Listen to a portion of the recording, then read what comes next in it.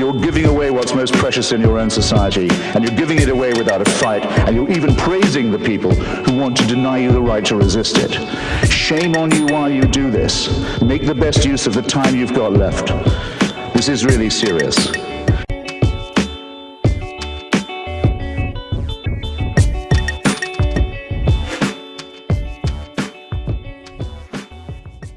I just want to add really quickly that New York City is having what hopefully will become an annual atheist conference, a secular conference called TAC, the Atheist Conference.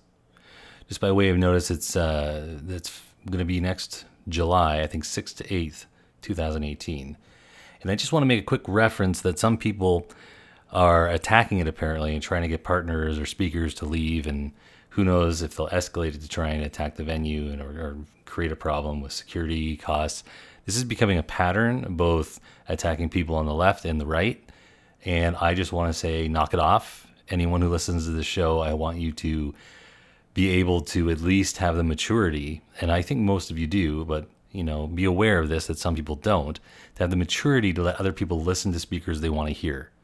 And also to have the freedom to speak to people who want to hear you without being impeded with all these dirty, underhanded tactics. If you believe in your values and you have confidence in them, which you should, then you shouldn't feel so threatened that you need to do these types of dirty, twisted things to try and shut down other speakers, other events, to intimidate people, rather than challenging their ideas. With that being said, here's another great guest, and I'm sorry it took so long.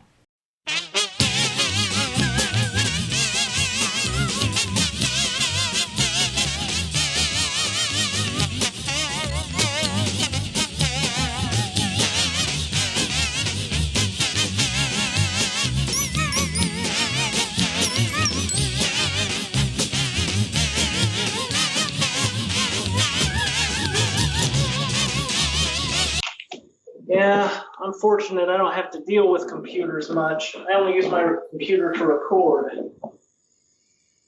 Just so happens that once a month I get a 6-pack of beer, and this is that time. I almost missed it. And you don't take shit seriously when you almost forget to indulge your vices on schedule,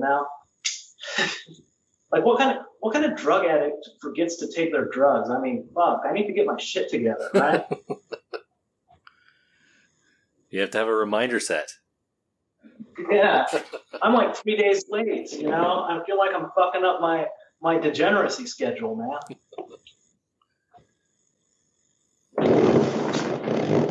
Now, you got a Pink Floyd shirt. I'm not sure if you're using the right vice right now.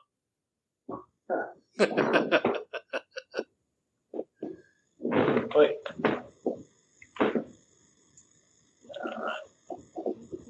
This thing's crooked. Yeah. By the way, what are your podcasts usually about? Well, we have a number of things. We're called Apostasy now, right? So there's the atheist connotation. I think that was where we really took off, people following us the most. But we also we like talking to anyone who, challenges people's ideas, I guess is one way of putting it. We like aggravating people a little bit, but in a good way. I don't know about that apostasy now thing. I mean, I don't know if you got the memo, but I am God Almighty himself, so. I don't hold a grudge, though. Well, that's good. I'm an atheist, too. There are no gods before me, Either that totally or the ultimate monotheist, perhaps. Self-belief.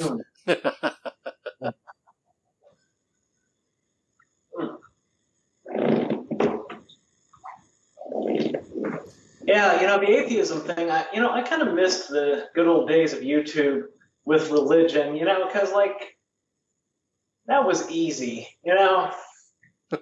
Religious people come on, atheists debate them, it's a nice, simpler time.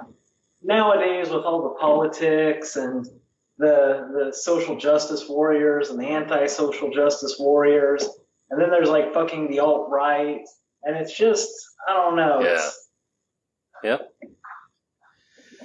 Yeah, and in many ways, when we were debating, I wasn't really that involved back then, but for anyone who was, and I've debated Christians and creationists, at least there's some ground rules, that everyone comes to the table understanding the Christian, is basically going to make claims and try and stay true to these claims because the whole point is that they believe them. Whereas, and when you're dealing with someone who's got like social justice, they're really slippery, man. Like a lot of times, I'm not really sure where they're going with stuff. Yeah, like Christians, they have principles rooted in supernatural things, but they have principles. And they'll at least try to defend things in terms of those principles. They won't say things that are directly counter to them. Right. And if you point out contradictions, they'll at least, Like they'll look at Christianity in a whole new light. Like it's not that bad, really. It's amazing what comparisons will do. People, how many social justice warriors are pleasant people? I think just by definition, they're not. Which one would you rather have as a neighbor, right? Right next door. Christians, man. They might even help take out your garbage or something. And at least Christians, they're not just going to call you a shitlord. I mean, they might say you're going to hell, but they're just a lot nicer about it. Yeah. Even if they don't like you, they'll keep it to themselves most of the time. Most of the time. Yeah, it's true. And I don't know. I've heard you talking. I think sometimes it's just what you're thinking of that day, and other times the videos you're making these days are because people will be asking you questions or making requests. And yeah, some of the weird behavior that's going on right now is just a little bit of. It seems like one of your videos, you're like, how did we get to the point where I can't tell whether you're pulling my leg, you're making this shit up, or whether you're sincere in these videos? That's literally what it's like. These people want to do communism. It's like, yeah. What? Like, it wasn't that long ago that communism was, everybody could agree that it's bad. But just like 2 generations, like apparently nobody told these people. Well, I think the whole point is that Stalin was not understood. Mao and Stalin, they were really just they're really good guys, and the oil companies have covered it up. Well, like the thing is, I understand looking into the world and just be like, oh God, this is fucking stupid how we're doing all of this stuff and we act like it has a point. But I mean, at least it works. I mean, it's a system that takes our stupid monkey nature and makes it work to the extent that stupid monkeys can do anything. Yep. Well, I would like to think, when I watch stuff like, this is the difference. When I watch stuff like Star Trek, for me it was Next Generation, right? When I was growing up. When I watch this, it's a science fiction, right? It's the future. Humanity has evolved beyond our current limits, our mentality. When they watch it, apparently, they believe it's a fact. Like, we are capable of living like this right now. Like, everyone, we don't need money. We can all just get along, and then we'll sail into the stars.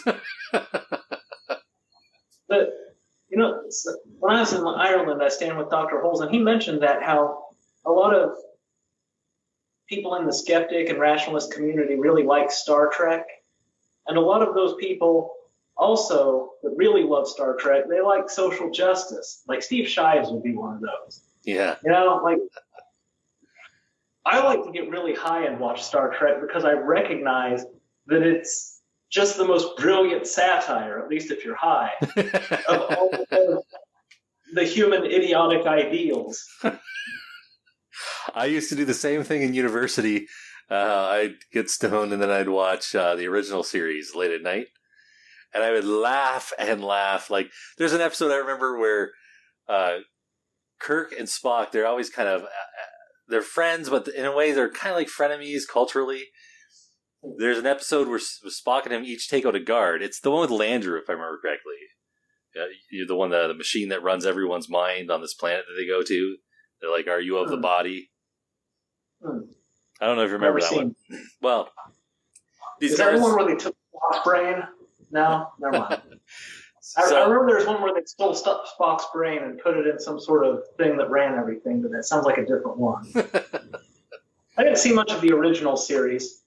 And I was living in an apartment when I was 23, and I worked at Walmart, and I'd like to get stoned during the day before my shift at night, and Star Trek was on at a regular time. Yeah. I'm like, oh, this is some brilliant satire on how stupid humans are. You know, that's how I saw it.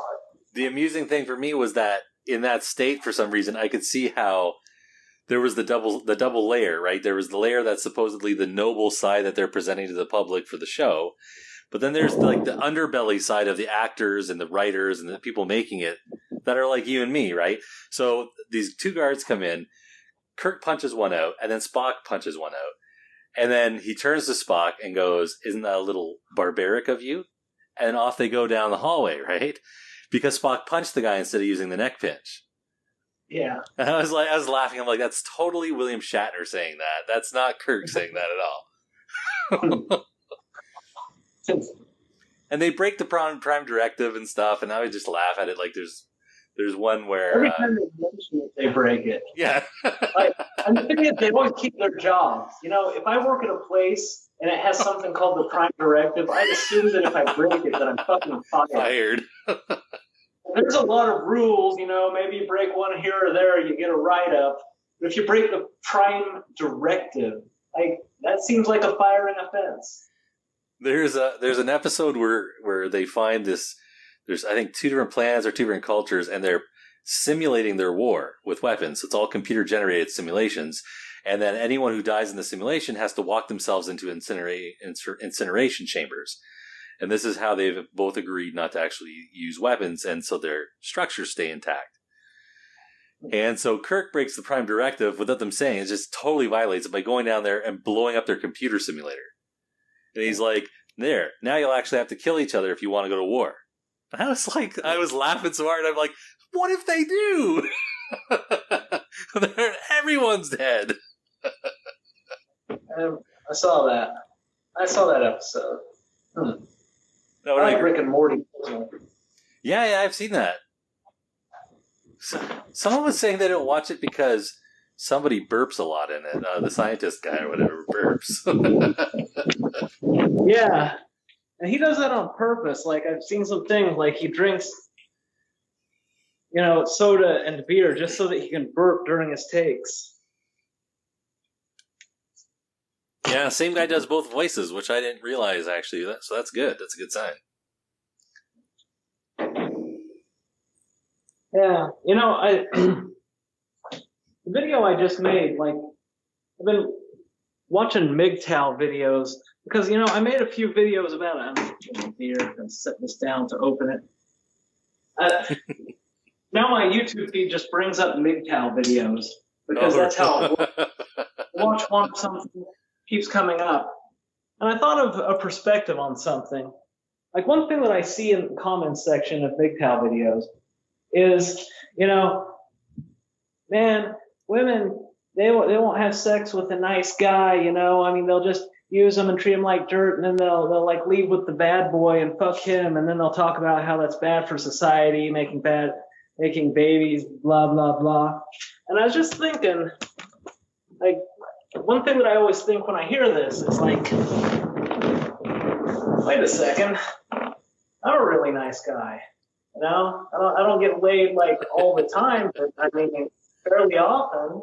I mean, more often than zero. And then, so I was like, also, I'm a nice guy, but people don't really take advantage of me.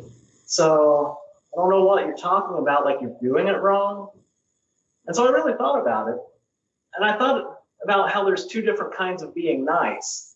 There's like a being nice where you're just a rule follower, and, you know, like you follow rules, social rules. You want people to like you, and you want their approval, and you're afraid of disapproval. There's that kind of being nice.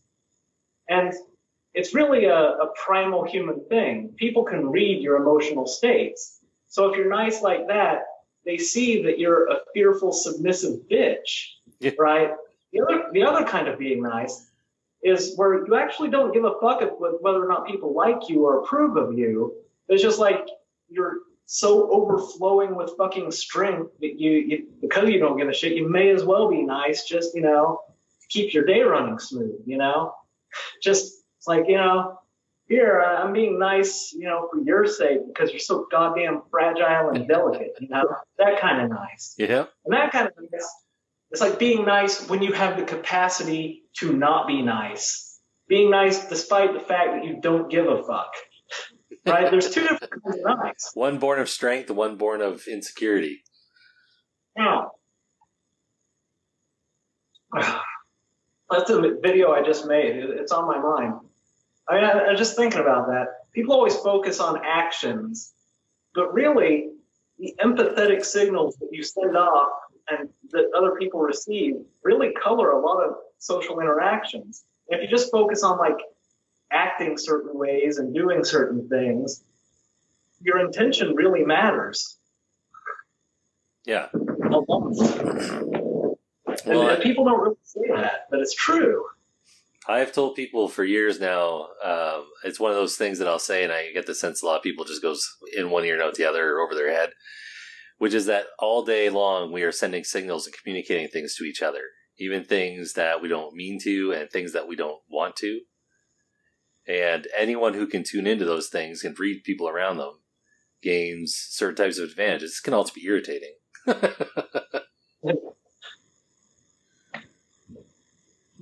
Yeah, pickup artists, one of their things is they try to teach a guy how to, be an alpha male and, give off the signs of being an alpha male and that'll get you laid. And, that might actually work on women who are drunk and or stupid. It's but somebody would have to be drunk in order for that to work, because if you're radiating off signs of weakness and insecurity, no amount of acting is going to help you. Because it's acting. Yeah. Well, it's selling people something that they think they want. That just seems degrading, putting on a huge show just to get sex. Fuck. The amount of effort. Maybe that's just my inherent laziness about things, but the fucking effort.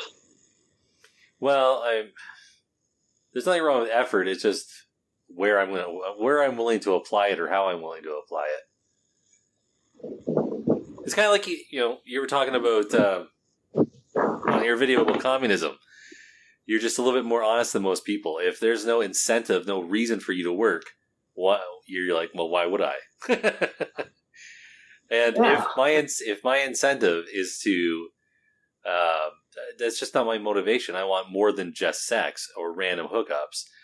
Not to mention, and I don't know if they strategize. I don't follow this stuff, but I don't know if they strategize not having a crazy woman that you've had a one-night stand with finding you and slashing your tires.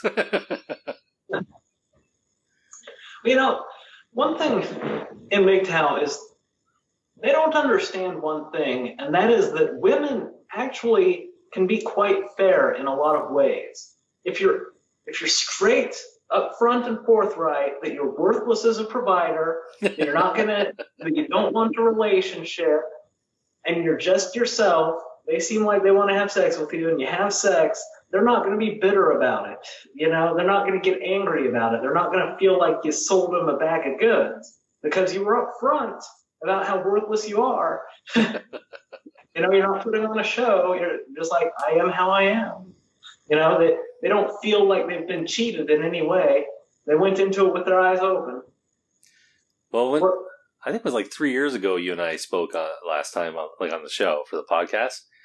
And I remember we talked about MGTOW and that we both had this basically the same impression, which is if you're going to basically not date and all that kind of stuff, technically I fall into that category. I don't date and stuff like that. But why get ideological about it? Why make it your life mission? Just come up with a few parameters for yourself and on your way. Or honestly, even just, the thing is, it's not like relationships just magically happen. You have to kind of want one. If you don't want a relationship, you're not going to have a relationship. So just don't want a relationship, and everything's copacetic. Yeah. You don't need to follow these rules unless you have some sort of horrible inner weakness that you have to fight constantly. Like, if you're a MGTOW, it seems like you really do want a relationship, and that is your problem. And that's why you need your entire fucking support group and your ideology and stuff, because you haven't just really accepted reality and just, go through life doing your thing. The ideal of MGTOW is itself not a MGTOW. It's going your own way. It's actually going into a different way. It's like, oh, you want to live free of society's approval? Then why are you building your own little society and approving of each other, for fuck's sake? It's like the Council of Ricks. They're trying to get away from the government, so they formed their own government. That show's got so much potential. They can really take it anywhere they want to go. When my friend recommended I watch it, I sat through all of it at once. At least, I'm not sure if they recently made some new ones or not, but I think it was 2 seasons. There's not a whole lot that they have yet. I watched through it all at once, but before I started, he said, listen, when you sit down and watch this, try and keep tabs on who the real professor still is, like which one you're watching. Because they all do all this dimension jumping stuff. Yeah, that one episode with Mr. Poopy Butthole, that was definitely not the same Rick that you usually see. Because Mr. Poopy Butthole wasn't a parasite, which means he was always there. Which means it's not Rick. I think the original scientist, it seemed to me, if I was watching properly, seemed that he was actually dead. The original Rick and Morty were both dead. Like this episode? What's that? Like the first episode, there's like a bomb about to go off, so that Rick and Morty might be dead. I've been enjoying watching your videos since you started making them again, not too long ago, because it's interesting. There's like stages of your work. Now you've closed channels in the past, so it's a little hard to like follow them smoothly. But okay, so the first incarnation, if you will, was you with an eye patch. That's the first one I saw. And that was years ago. Yeah. So many years ago. How many years ago? Was that like 51? Yeah, I was unemployed and I didn't have anything better to do. And then, do I remember this correctly? On your last video, you switched the side your eye patch was on to see if anyone would notice? Yeah. That's what was funny. Because I kept it going for more than a year, Because everybody was thinking, like, if we just keep giving him shit, eventually he's going to admit it. But no, I stuck to it. I stuck to it completely the entire time. Didn't let any comments about it bother me. Made up all kinds of stories about it. Didn't matter. And then as soon as everybody accepted it, switched the eye.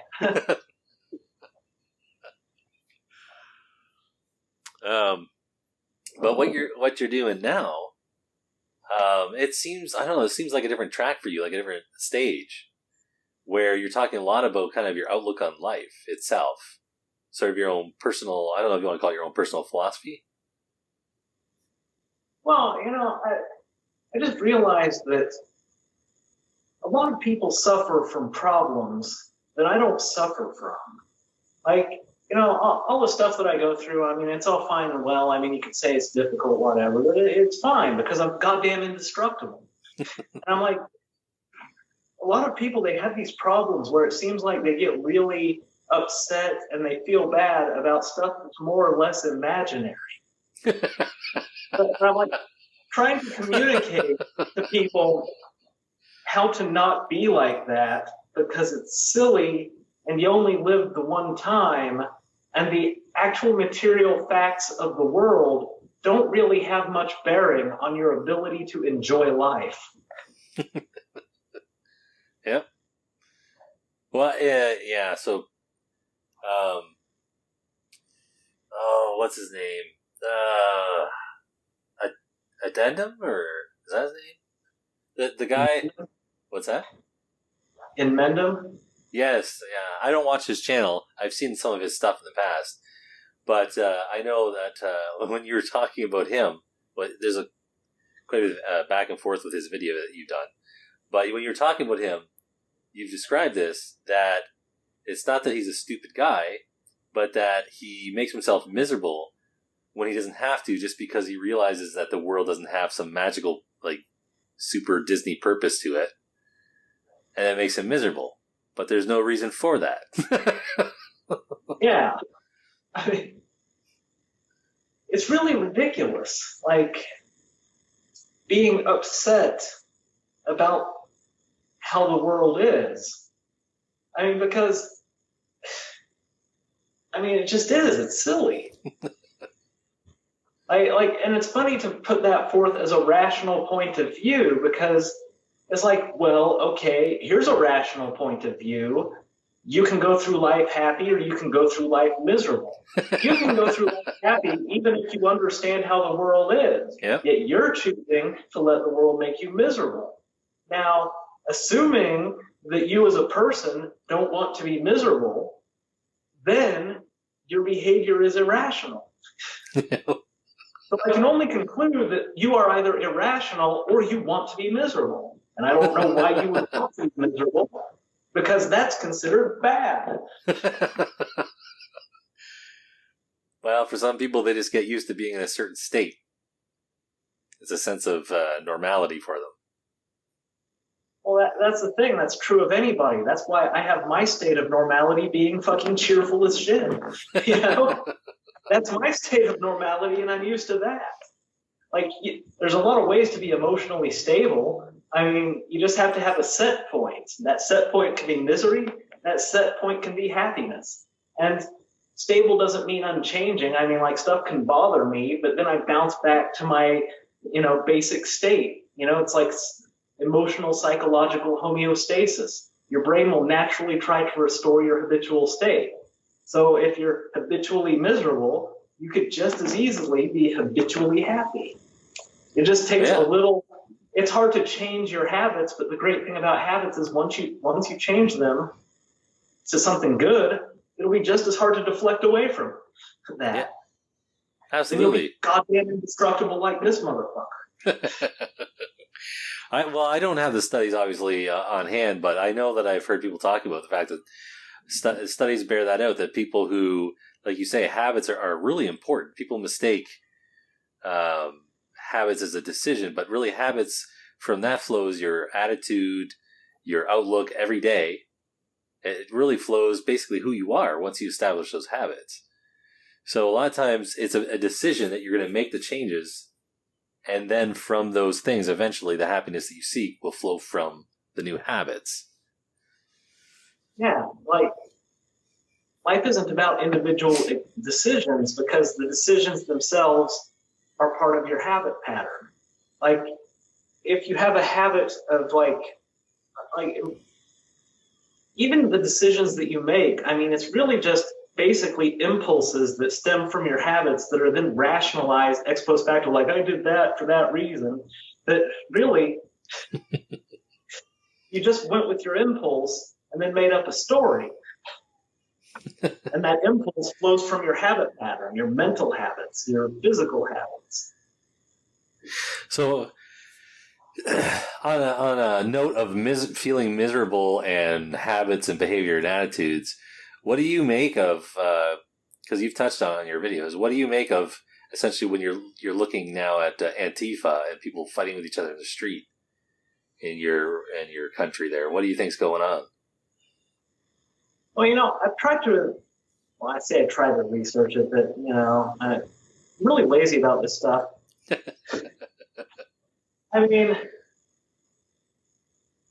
Some people are like, these people are paid by George Soros. I don't know. They're just fucking morons. I mean, I guess that's a simplistic way to put it. It's like, I'm angry, I don't even know why. I don't know. What do I make of it? Can I give you a couple of my theories on these guys? Sure. Or basically the time that we're in. I think essentially things have gotten to the point where people have it really easy, generally speaking. And so these young people, first of all, they lack mentorship because there's like this disconnect between the generations. No one wants, this parents have this attitude now, I don't want to contaminate my child's thinking or try and change their thinking. Whereas they're the parent and children look towards being molded, at least till a certain age, right? So there's like this weird disconnect that's going on. And then they get to this age and everything's really easy. They don't have a mission in life. They don't have anything to change. Kids are supposed to rebel against something, right? Well, what's to rebel against? Yeah. PS4. Screw that PS4.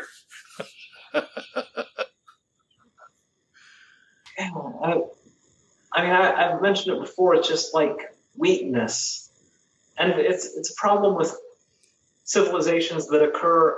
It occurs over and over, and a large part of it is like the stratification of civilizations, like especially democracies. Like people start creating structures in a civilization for upward mobility, like the monkey hierarchy, and everybody has the ability to climb. But eventually, the stratification becomes more solid, more ossified, so that mobility from your station is more difficult.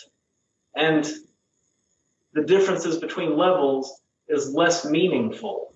And then you just want to tear the entire fucking system down, and then the whole thing falls apart. And the thing is, civilization is definitely going to collapse. I don't really have feelings about that one way or the other. It just happens. Turd-flinging monkey, somebody told me to debunk him. The thing is, I've watched a lot of his videos, and there's really not much to debunk. I mean, he's right. I mean, he puts it in terms of gynocentrism, and that's one way to put it. But there's a lot of different ways to put it. And it's just an inevitability of a culture becoming wealthy and stagnant. Yeah. Good evening, YouTube. Just, didn't have anything better to do, thought I'd make a video out of nowhere. I caught up on all of Season 2 of Lucifer. I really like that show.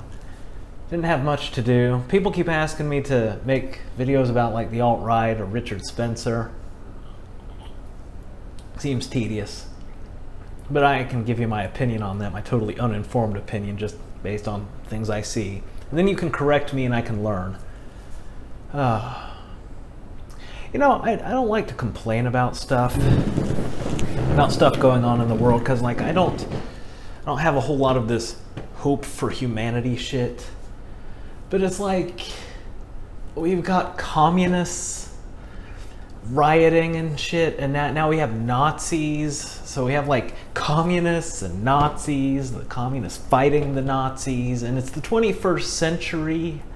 I was like, okay, fine, like I don't have great hope for humanity, but could we at least try to look like we're fucking trying?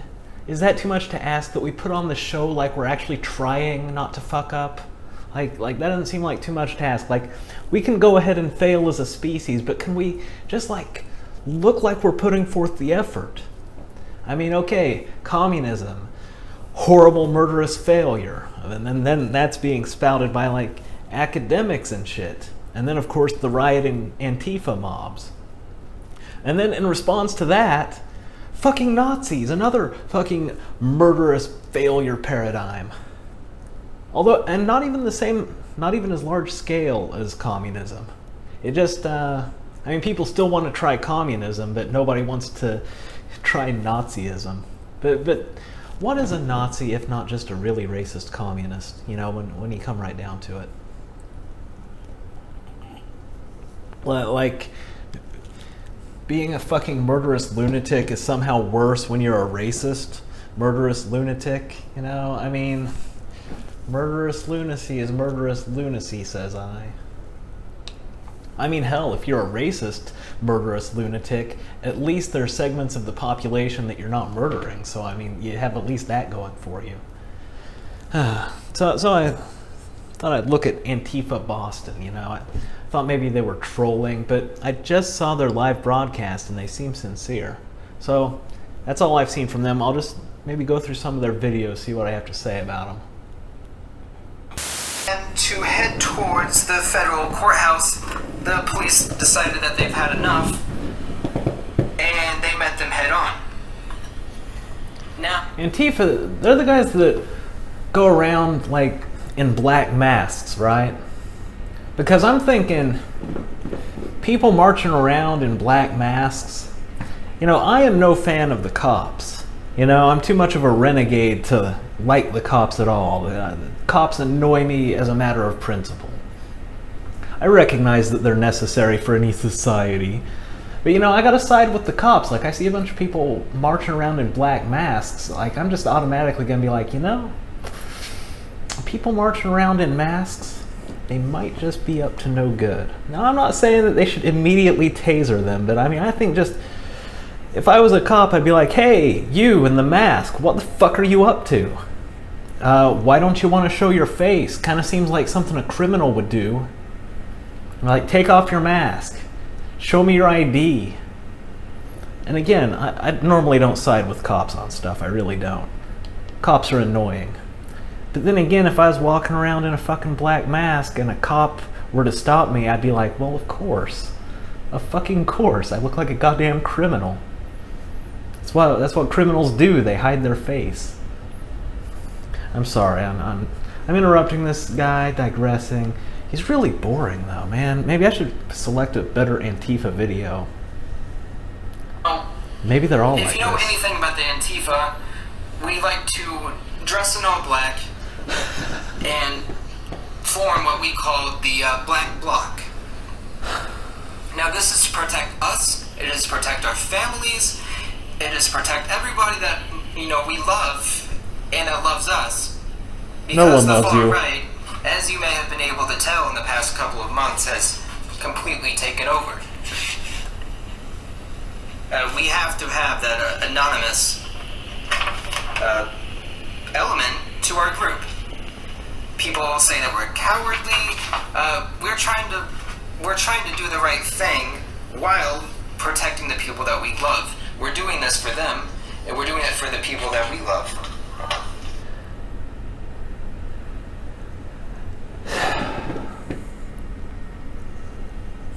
We're trying to do the right thing, but not in a way that'll endanger our precious little lives. You know, they're kind of like hiding behind Mummy's skirt and then running out and punching and then ducking behind Mummy's skirt. Fucking spent too much time in England. Mommy's skirt. I'm sorry, you are actually cowards. You are factual, verifiable cowards. You know, I'm sorry, brass tacks.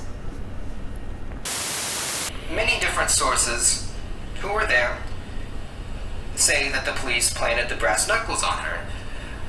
Initially, they apprehended her for crossing the street, basically the same as the previous four. And I guess perhaps because she was a woman. People. I'm not exactly sure. She may have been a person of color. They planted brass knuckles on her. I have it on good. Ugh, fuck, man. You know, the communists and the Nazis. Fuck, man. I mean, if you're the communists, like, at least some of the Nazis have a little bit of goddamn charisma. I mean, sure, Nazis are evil, but fuck, at least they're goddamn confident. I mean, you gotta give them that. Nazis are confident. Evil, but confident. Communists, I mean, they're just kind of like a weak, sputtering, kind of evil, you know? It's like a less respectable evil even, you know? It's like, if you're gonna be evil with some goddamn determination, motherfucker. Like, bring some fire to that shit. I can't believe I'm like taking the side of the Nazis against the communists. But I mean, like, what can I say, man? Like most people, I respond to a certain amount of charisma. It's like, I obviously think that both of these things are horrible, murderous relic ideologies, but fuck, the confident one is probably gonna win. There's a bus for free speech? Yeah, free speech, fuck that shit. That's a win, man. Yeah, just get off on another one of my old man rants. It's amazing that there are people who are just free speech. That's gotta go. Hate speech, that's not free speech. Free speech is just an excuse for hate speech. And it's like, motherfucker, I know that you're fucking stupid and clearly you haven't read history, but just like, since you stupid millennials love to Google shit left and right instead of store information in your brain, why don't you just Google large-scale atrocity? Just type that into Google, and then start reading the listings and seeing how many of those were preceded by a loss of free speech. Just see how many. Oh, what's that? Fucking all of them? Okay then. Maybe curtailing free speech is bad? I don't know. I'm like a fucking moron and I know that. Quick bust you may have heard of that came to Boston during its tour, trying to perpetuate a far-right narrative that there are only two genders. Yeah, that... Is that a far-right narrative? Don't think so. I mean, I think that's pretty much been the consensus of everyone throughout time and until, like, I don't know, the last 20, 30 years.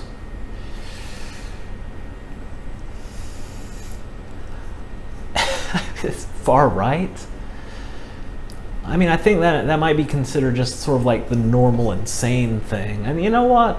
You want to go on with all your multiple genders, that's fine, I mean, you have Tumblr and shit. I wouldn't say it's a far right narrative. As any of you may know, that I am apolitical for the same reason I'm not religious, and I'm not a sports fan, and I'm not patriotic, and I don't have ideologies. Politics is nothing to me. But still, I'm going to say there's only two sexes. As for genders, I mean, I don't even know what the fuck anybody's talking about these days, and I honestly suspect that neither do they. If I look at someone, it's like, oh, it looks like a man. Oh, it looks like a woman. That looks like a man, dressed up all weird and shit. It looks like a woman all dressed up weird and shit. Maybe I just have a simple brain. Us, and you call us the fascists. Or when Antifa doxed Alex Beck, a man who created jokes of Antifa like antifascism.org, which resulted in comrades having to vandalize his house, sent him several threats, harassing him, and published. And that just naturally, logically resulted in Antifa having to vandalize his house. I mean, there was no other way it could have gone down, folks, I mean, it's just simple cause and effect. I mean, he made a joke about us, and then, the laws of physics dictate that his house was vandalized. I mean, that's just what happened, man. All right. Well, I took the popular request. I think I have covered Antifa, at least the Boston chapter, who may or may not be like really good trolls. Who the fuck knows? See, any other thoughts to impart on this entire matter? I mean, already covered. This is the 21st century. We got communists and Nazis duking it out in the streets. Humanity is doomed. Abandon all hope. All right, hope abandoned. Yeah, that's pretty much it. All right, everybody, have a nice day.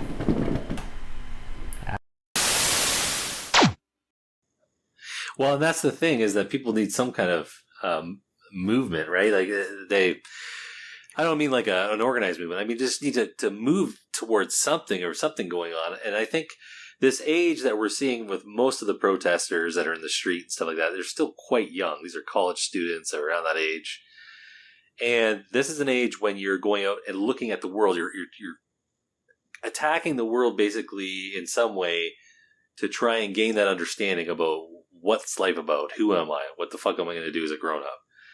And then after enough time, if things go the way it does for most people, you start slowly becoming someone who starts looking for challenges more and more inside. What things in here am I overcoming? What do I need to understand here? Because that's where the real challenges are, unless you're in a gulag, you know. In which case, the warden is your real problem.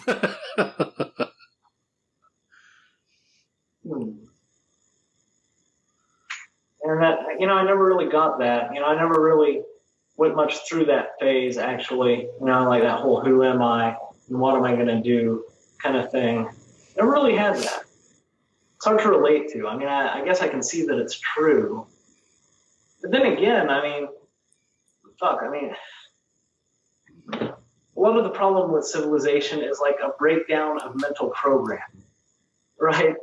Like cultures program people in that culture when they're children. The parents program the children. The children have values. They behave in accordance with their programming within the culture.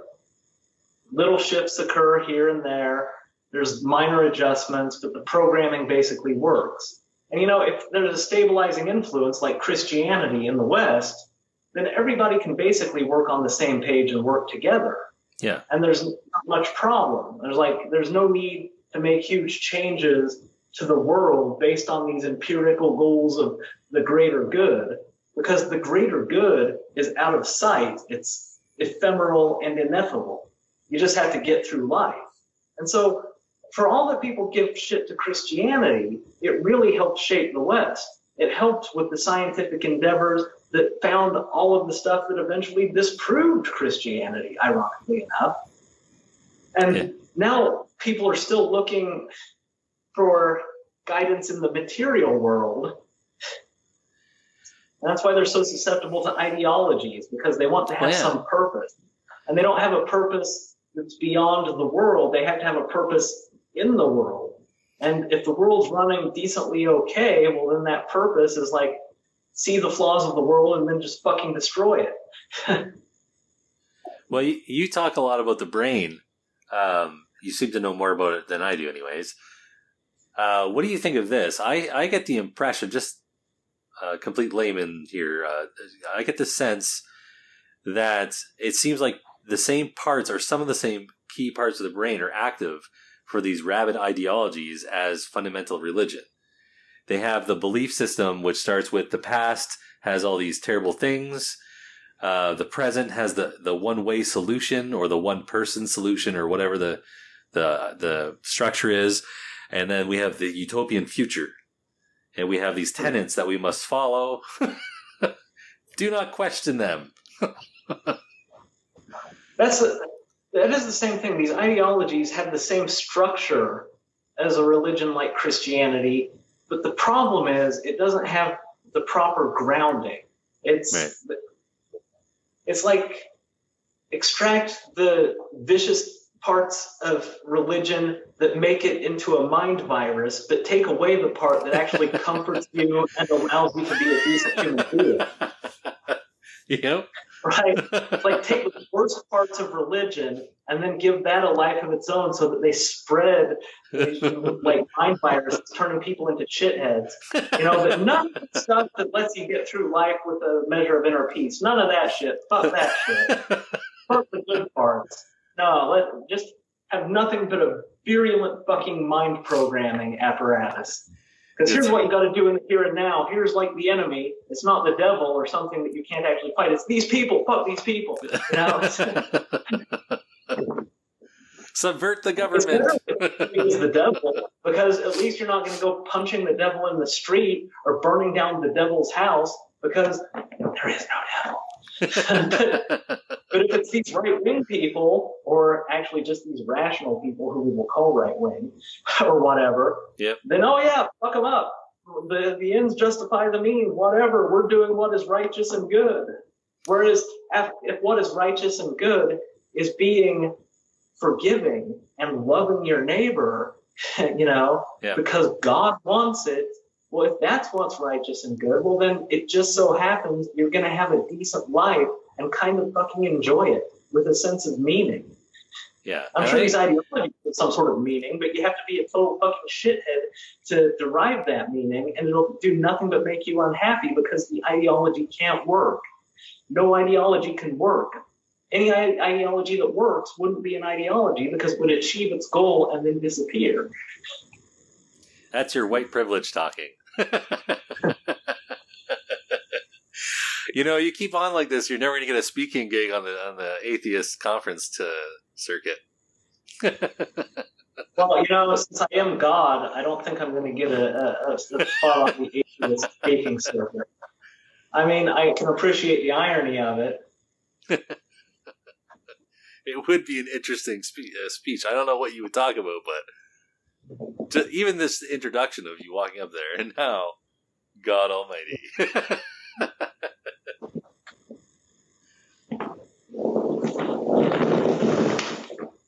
Well, yeah. Atheist groups, like it's funny to form atheist groups. Like, what? Why are you herding together like a bunch of cattle? I mean, I'm sorry. I was so disappointed with what you're just talking about there. I was so disappointed that when the social justice stuff rose up, that even from most, not all, but from most of the people who were supposed to be leaders, conferences, organizations, people that fill up the speaking dockets and stuff like that, how few of them were willing and even ready, it seemed like, to resist this stuff with rational pushback to keep it in check. It's horribly disappointing. I mean, you get used to the disappointment after a certain amount of time and familiarity with the human race. But it's like a lot of people become like outspoken atheists and members of the atheist community because they themselves were religious at some point. And then because they have an emotional dog in this fight, that's why they do it. Sort of like the MGTOWs. Like, I never believed in any silly nonsense like I should get married, blah, blah, blah. I never believed that shit, so I'm not a MGTOW. Because I have no emotional stake in it. I'm just like, well, yeah, I mean, just fucking do it. It's no big deal. It's just like, it's a fact of life. Like, why are you making a fuss? Same thing with no God. It's like, oh, there's no God. I mean, what's the big deal? You learned something. Just calm down. Okay? But if you have a huge emotional stake in it, well, I mean, you're still fundamentally a religious person. You just don't have a religion anymore. And so you're going to you're going to find the nearest thing that has a religious type of substructure to it, like an ideology, and you're going to be like, oh, yes, this is the one true way. This is it. This is the truth. I won't be fooled in. This is rational. The thing that makes you susceptible to religion makes you susceptible to ideology. Like fucking learn from your mistake. Having a little bit of, not even humility, just being realistic with yourself about human nature. Have a little self-reflection. I don't know. There were stages, right? Like I stopped believing in God at least a couple solid years before I ever identified myself as an atheist. I didn't even think about it. And then I started getting immersed in the, what do you call it? The movement or whatever. And I started learning about the names and the people and all this kind of stuff. And, it didn't take long. It was very shortly, the elevator gate thing hit. And then it seemed like people were running scared, being terrified of being called names. Wow. That's the fortitude, eh? Yeah. Elevator gate so long ago. Man, Rebecca Watson. She's still a thing. She was aging so rapidly. Is she still alive? Well, if you ask the question, is she a thing? Yes. but I don't think that she's popular anymore. You ever notice how ideologues, they age really fast? Yeah. Like, I need to start aging like a motherfucker. Like, they age so quickly. I think it's the physiological stress of rationalization, right? Like,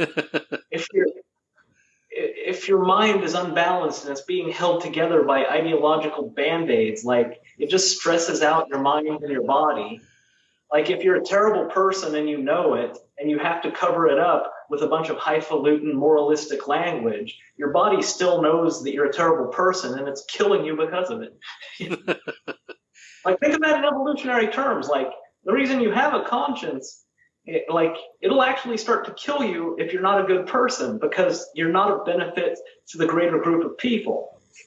Where, like, you have genuine goodness in your heart, it will strengthen your body against illness. I mean, maybe that's just my perspective on account of how I always do what I think is right, and I'm fucking indestructible. You know, I mean, I don't think those two things are entirely unrelated. The question is, though, if you are still here and you have not aged much beyond this in 1,000 years, how bored will you be? I've gotten around boredom. Life is pretty boring. But fortunately, I'm not as smart as I used to be, so that helps. What happened to you? What happened to your smarts? You lose intelligence as you get older, your fluid intelligence. You just have less of it. I mean, you have more knowledge. You're just not quite as sharp anymore. You're not just like as hungry for new things. Yeah. That's right. See? Right there, I just proved it.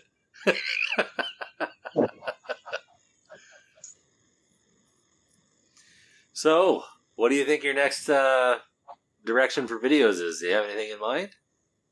I don't know. I don't have any direction. Like, I could use some. Like, sometimes I just talk about stuff that comes into my mind. That video for the nice versus nice thing, like, talking to this waitress at work, and she is talking about the shows she is going to watch while she is doing her cardio, and she said she liked to watch Smallville, and I'm like, I never liked Smallville because Clark is such a weak, indecisive little bitch, and he's fucking Superman, so it's like, what the hell, I'm better at being Superman than Superman himself. Like, what the fuck? Like, I can't respect this guy. That made me think of the nice guy versus nice guy thing, because Clark, he's like all worried about like, I can't be bothered. It makes a big fucking drama and stuff. It's like, just fucking be decisive, Yeah. Just, do the right thing. Don't abuse your power. Don't be a whiny fucking bitch about it. Just like fucking be a man, for Christ's sake. You're Superman. Yeah. Superman should be, A lot of these superheroes have really taken a beating as they become more popular. Because there's higher stakes now, right? So the studios get all involved in this stuff. Whereas it used to be they stemmed from a small creator somewhere and were slowly built up by artists. So there was, there was something a little more personal and grounded about it. Now you'll probably have a group of people sitting at a table all talking about what's going to happen to this character. It's a committee. You're seeing a committee in a cape. Yeah. Did you know that Smallville had like 10 seasons? Really? 10 seasons. That's like Clark going from like being a sophomore in high school to being damn near 30. Like, at that point, like, shouldn't they call it Superman? Because he's like almost 30. Well, hey, maybe Clark was designed after one of those guys that never leaves his mother's basement and. Oh, he's just such a bitch. Oh God, I can't stand him. There was in Kill Bill, in the second Kill Bill, I did like the one little at the very end of the movie. They had this Bill does this little what do you call it? Diatribe, I guess, on Superman and Clark Kent. Do you remember it? I don't know if you ever watched Kill Bill. Is it about how Clark Kent is like Superman's caricature of humanity, Yes. and how they're all weak and Yes. just clumsy and uninspired and like sheepish. It's a bunch of dorks. Yeah. Yeah, I thought it was pretty good. Yeah, it's been a long time since I saw Kill Bill. Well, now at least we know that that Batman is going to be awesome because it's got Ben Affleck playing the part. Ben Affleck. Oh god. He looks like he could be a car salesman. Can't really buy him as a superhero. And also, didn't Ben Affleck really just mooch off of Matt Damon's fame? Like they were roommates, and Matt Damon wrote Good Will Hunting, and Ben Affleck's just kind of smoking weed, put my name on the script, bro. Yeah, they had that on Family Guy, I think. They do a cutaway. That's exactly right. Yeah, that's right. And it goes back to Peter, and he's like, that's the way it happened. It is. I think that is what happened. I think they got it perfectly. Yeah.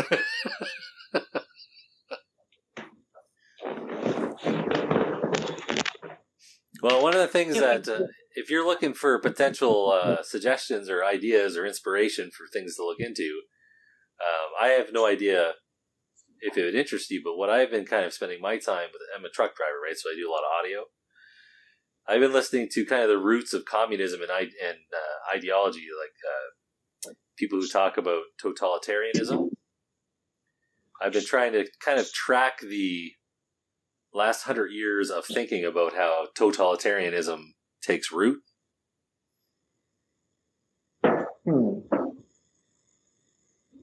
Yeah, I have been thinking about that. I need to read up on the subject.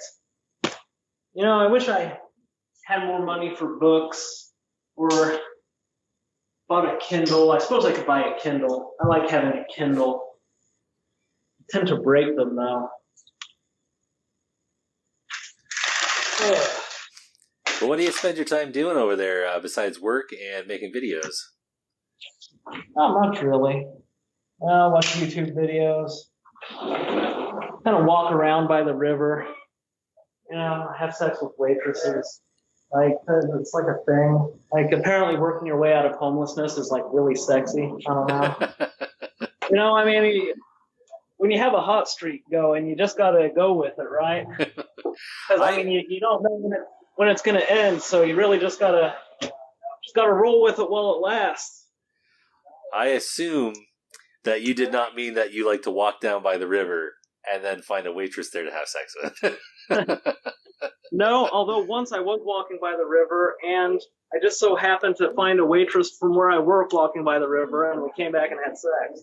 It did happen once. Well, I think that you're probably right that they just respond to your attitude and your honesty. A lot of guys, a lot of guys they put on these they do these games with women. Women do it too, but I don't think guys realize that they do these games with women. Maybe out of even good intentions. I'm not talking about these guys that go. No, I'm not talking about these guys that go to the what do you call it? The pickup artist strategy meetings or whatever. I'm just talking about they think women want to hear certain things and that they owe it to them, so they say it to them. But it's not who they are. Yeah, I can get that because women give off really clear signs of what they want to hear. It's really obvious what they want you to say. But I don't actually know what happens if you do that because I don't do that. Yeah. I know what you want to hear. And here's what I'm going to tell you. I always assumed that if you said what they wanted to hear, that would go somewhere. But I don't know because I've never done it. Ooh, I can Maybe almost. If you do, it doesn't go anywhere either. I don't know. I think I can almost hear your neighbors. Oh yeah, they're around. And there's some people below me. So get some of the setting sun here. Looks like a nice neighborhood. Yeah. Guys drinking beer down by a car here.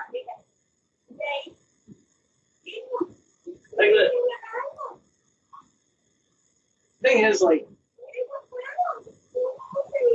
telling a woman what she clearly wants to hear, I mean, that's jumping through hoops. I mean, it's not even just that it's dishonest, it's degrading. Yeah. Right? It's like what PUAs do, only more passive about it. Yeah. Right? Oh shit, there's a giant wasp. I mean, it's like a matter of principle. It's like there's no point in having sex with somebody if you have to be dishonest about who you are or how you are. It doesn't count. It doesn't count in the same way that prostitution doesn't count. Like if you paid for it. You know, maybe it's a little bit of fuck, I'm going back inside. I don't want that wasp to get me. It's a little bit of ego. It's like, you don't want to have sex with me because you think that I, Raymond Wallace, am fucking awesome. Well, I mean, that's your choice and you're entitled to it. But, you know, I'm not gonna go and tell you a bunch of lies just to make it happen. It's not really worth it to me. It doesn't mean that much to me. It's not, you know, I'll tell stories for fun, but I'm not going to tell stories to get stuff. Yeah, one is what, like you say, one is fun, the other is not. It's sad, really, in a way. If you think about it, it's just really sad. A person thinking that they can't have the things they want in life, so they're willing to. It's sort of like begging. It's a type of begging, isn't it? You know, I think that a lot of guys thinking that women are manipulative. In a sense, it's true if you give them the ammunition, right? If you tell a woman something, just have sex with her, she's going to hold you to that. She's going to feel like you've made a deal. And again, I have one unbreakable rule to my existence. A deal is a deal with full disclosure. I am always upfront about the terms. So if I had to tell a woman something about myself, just to have sex with her, then I would have to do that and be that way. I would have to change in accordance with the deal. And actually, again, like I said, women aren't as unfair as MGTOWs make them out to be. Like, if you tell her some fucking bullshit, you know, just to get in her pants, she's going to hold you to that bullshit, and you're going to have to rip through to it. Like, I got ambition, you know, I'm going to make something of myself. You know, then you fuck her, and then you're in a relationship, and she's like, well, what about these ambitions? You know, and you're like, well, you know, later. And then she'll start nagging you, and then she'll just get angrier and angrier, and the whole thing will explode. And if you'd just been honest, none of that would have happened, because you made a deal in bad faith, and that deal was, these things are true about me, let's fuck. Now, that's what I do. Except the things that I say that are true about me are actually true, and I am how I am. And so there's no broken faith at any point. Everybody's on the same page about what's what. There's no ammunition to manipulate. Women aren't. I think you have to be willing to upset people a little bit. And the funny thing is that if you aren't willing to upset people, like you're talking about up front a little bit, like someone might go, if you're talking to a woman and she's showing interest and you're just like, look, just in case this goes anywhere, I just want you to know I'm not interested in more than sex and, you know, maybe some hanging out. I don't want a big relationship. She might get upset. You can never tell, right? She might get upset. But that small risk, then these people who lead women on, whether they intend it or not, it avoids the much bigger upset down the road of, like you say, pretending to be someone you're not, making all these promises that you're not either able or willing to keep. Yeah, I don't know. It seems like common sense to me. You know, I don't even tell women that I only just want sex. Like, I don't even put it in those terms. Like, I say something that's honest, that's like, you know, I haven't really ever had a long-term relationship, mostly just a series of flings. I'm not really Mr. Right. I'm Mr. Right now, and I've accepted my lot in life as it pertains to that. It's not necessarily that I would be opposed to having a relationship. It's just that I don't see the value of one. Right? Yeah. They're all perfectly true. And, you might say that's leading a woman on like, oh, I have a chance of a relationship. Okay, it might be leading her on a little, but it's true. It's true. I wouldn't be opposed to a relationship. But like I said, relationships don't just magically happen. Right. You have to want them. No woman is going to create a relationship, really. Well, I mean, sometimes they do, but then they kind of snap out of it. So, like, you have to want it. Now, she can try to make you want it. But it's like, a lot of how women will do that is with, like, flattery. But flattery doesn't work on you because I don't give a fuck about people's opinions. Like, flattery and condemnation, it's like, has all the weight of sunlight for me. It's like, you can tell me how great I am. It's like, oh, I suppose, well, it's an opinion. Like, oh, you think I'm a piece of shit? That's an opinion. It's all the same thing. One way or the other. I found actually that I've been becoming in life really resistant to people saying mean stuff to me. Well, what they think's mean, anyways. I remember there was I won't go into any names, but there was a debate going on about in Canada, the government just gave $10 million to this guy. He's a grown man now, but when he was like 14 or 15, he killed an American soldier, blinded another one with a grenade that he threw at them in Afghanistan or somewhere. I think it's Afghanistan. So anyways, he was taken into custody by Pakistan or Afghan officials, wherever he was, and he was given to Canada. And our prime minister at the time, this is years back, gave him to the Americans, and they put him in Guantanamo. So now he was trying to launch a lawsuit. This is going back like half a year now, maybe not quite. And he was asking for millions of dollars because he was a kid when they put him in there, and he was doing this lawsuit. Well, he's out on like parole, right? He's not even officially been let go by the Americans officially, like he's been released, but they haven't like dropped all the charges or anything. And he has the nerve to be like suing the Canadian government for over $10 million. And no one's contesting the fact that he threw this grenade. So at any rate, that's what I said. I said, there's got to be a limit to how much, sobbing you do for the one 15-year-old kid. Like I said, he was raised in Canada. I was raised in Canada, and I can tell you at age 15, I would know not to throw a grenade into someone's fucking face. I certainly would know that if I was going to get $10 million for it, I probably would throw another grenade. Like, if that's the type of person we're talking about. Anyways. Wait, where did he throw this grenade? Was he, like, in Canada? No, he was in Afghanistan or Pakistan. He was, his family brought him out there. His whole family's been involved in terrorism. His one uncle was really good friends with bin Laden. Oh, okay. I was wondering, why? I thought maybe he was a soldier fighting in Afghanistan against the terror groups. He was a terrorist. Yeah, he was a terrorist. Yeah. Yeah, and anyway, so I'm going through this discussion with them, and this is like in the atheist group, and there's some noted people in this discussion that were, seemed shocked that I was taking this position instead of being like, oh, the poor 15-year-old should get all this money. Like, I'm like, he's not 15 years old anymore. Like, we can't go back in time. And all you're doing is giving this. You might see this as a nice Canadian, a nice liberal Canadian, giving $10 million to someone to make up for the past. But I guarantee you, every terrorist out there sees this as, I kill Americans, or I get my kids to kill Americans, I get money. Well, I mean, if you think about it in terms of making money per year, I mean, it's like, well, how am I going to make $10 million? Well, I could work hard at a job for this amount of time, or I could just spend time locked up, get out, have $10 million. I'm set for the rest of my life. Like, yeah. How old is he now? He's, I think, maybe 30. He's still quite young.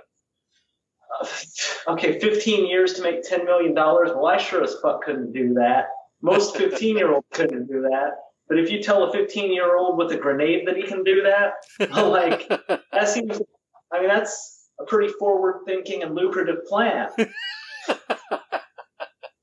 It's like, Like it's the best that's retirement the plan ever. for retirement. I can retire at 30. All I got to do is just frag some motherfuckers right now.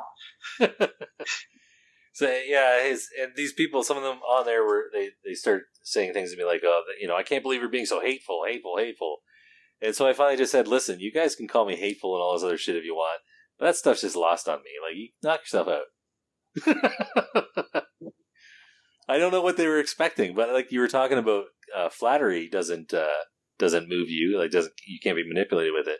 I found that I've become completely resistant in this age of social justice warriors to insults because I get them no matter what I say. Yeah, flattery and insults, like, it's basically the same thing to me. It's just like, that's, it's your opinion, that's fine, but here's what we're talking about, Yeah.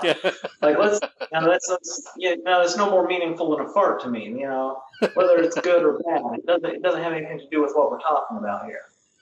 That's like the entire strategy of calling people like, you're just a misogynist, blah, blah, blah, racist, homophobe. It's like, yes, that's all terribly interesting, but back to what we were actually discussing. Like, let's try to focus, okay? Yeah. None of that shit matters. You have to speak to them almost like a child at times, once they get worked up. I realize you're trying to elicit an emotional response, but you're failing, so let's get back to what we're talking about. I've been called twice. I don't know, the last few months. Twice I've been called a Nazi sympathizer. on Facebook. This wasn't even Twitter. This is Facebook. And the people who host the posts are friends of mine. They don't say anything. But then when I argue with these people, the people are getting mad at me. Then they jump in on their side. It's like, okay. So I see what the standard is here for you to jump in on your own post. It's not when I'm getting called a Nazi sympathizer. It's when I'm trying to talk to people about calming down and being a little more realistic. This is the thing. Like, people say feminism and MGTOW are similar. Like, any kind of ideological group, any kind of tribe of people, they have the same property of, if you disagree with them, they call you whatever they define themselves as not being, Like, I don't want to be egotistical about it, but I am the embodied fucking apotheosis of MGTOW. I'm better at being a MGTOW than MGTOWs are. It bothers me to be better than people at the exact thing they define themselves with. It's like, I'm a member of the skeptic community. It's like, well, here's some shit you're gullible about, motherfucker. I'm doing this better than you. I don't even call myself a skeptic, or MGTOW. They'll be like, you blue pill simp, and then the feminists, they'll be like, oh, you fucking misogynist derbider, It's like, you're not actually thinking. You realize that. You're going with your idiotic tribalistic impulses. It's causing pre-programmed emotional responses. You're just blurting out words pointlessly. I'm sorry, I'm on my third beer, so I'm really devolving. Fucking nuts. Like, I haven't eaten anything all day. Like, I seem to have lost a fair amount of weight. Like, not muscle, but just like I've lost all of my body fat. And so I don't eat all day. 3 beers, fuck, man, I'm out of it. Lucky for you, they're not Canadian beers, or you'd be totally out of it. Yeah, I got these at the grocery store. They're 3.2, so that's really pathetic that 3 of them can do anything to me. It'll be in my stomach. Plus, I had no caffeine today. People say that caffeine won't sober you up, but it does directly counter the effects of alcohol. Oh, does it? Alcohol, by potentiating the action of GABA and the receptors. GABA is short for gamma-aminobutyric acid. Now, GABA works as an inhibitory neurotransmitter both ionotropically and metabotropically.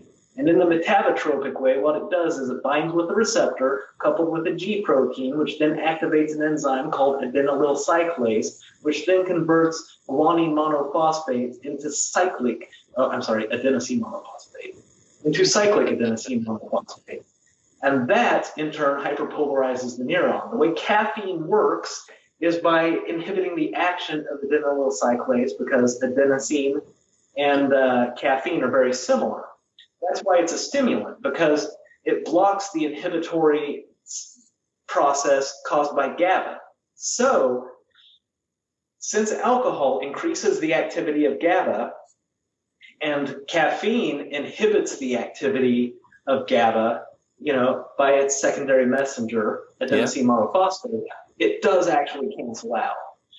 And so if you normally drink a lot of coffee and you don't, free beers will get you plastered. Hey, likewise, coffee will sober you up a little. I know that you've mentioned that boredom used to be a real issue for you. You had to kind of contend with that when you were homeless, that you had to essentially deal with the fact that you're going to be bored a lot for a set period of time you couldn't control. But while you were talking about that, you also said that you used to have things like experiments set up around your house. Yeah. I'm always doing shit. Always. Man, I miss all my gadgets. But, the thing is, boredom, I've gotten over it. It wasn't as bad as I thought, the whole homeless thing and the boredom. It's like, I don't know, boredom, it's kind of like you need a distraction. That's because you can't just sit there in peace with yourself. It's kind of like an addiction, constantly needing things to stimulate you. And while boredom and intelligence are directly correlated, I don't know how to put it. It is kind of like an addiction to new stuff. You can get over it, like an addiction to anything. Just control your emotional structure. Yeah. Oh, yeah. It wasn't as bad as I thought it would be. I just didn't need that much distraction. Well, I remember distraction, you need distraction when everything is sort of going okay and you're not focusing on anything important. So you're like, now that I have all this extra mental energy, I need stuff to fill it up with. Yeah. People in third world countries don't get bored. when they're trying to escape the ruling communist regime, boredom is not their main concern. Yeah. Are you saying that the Jews that were hiding in the walls in Germany, France, and stuff during World War II probably weren't complaining about boredom all the time?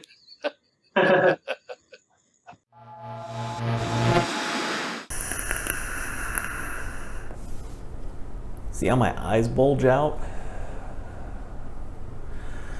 I was thinking about the whole people actually advocating for communism thing.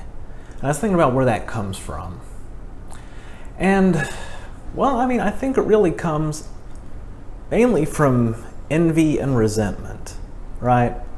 Now, I don't have that envy and resentment personally, which is why, of course, I'm not a communist.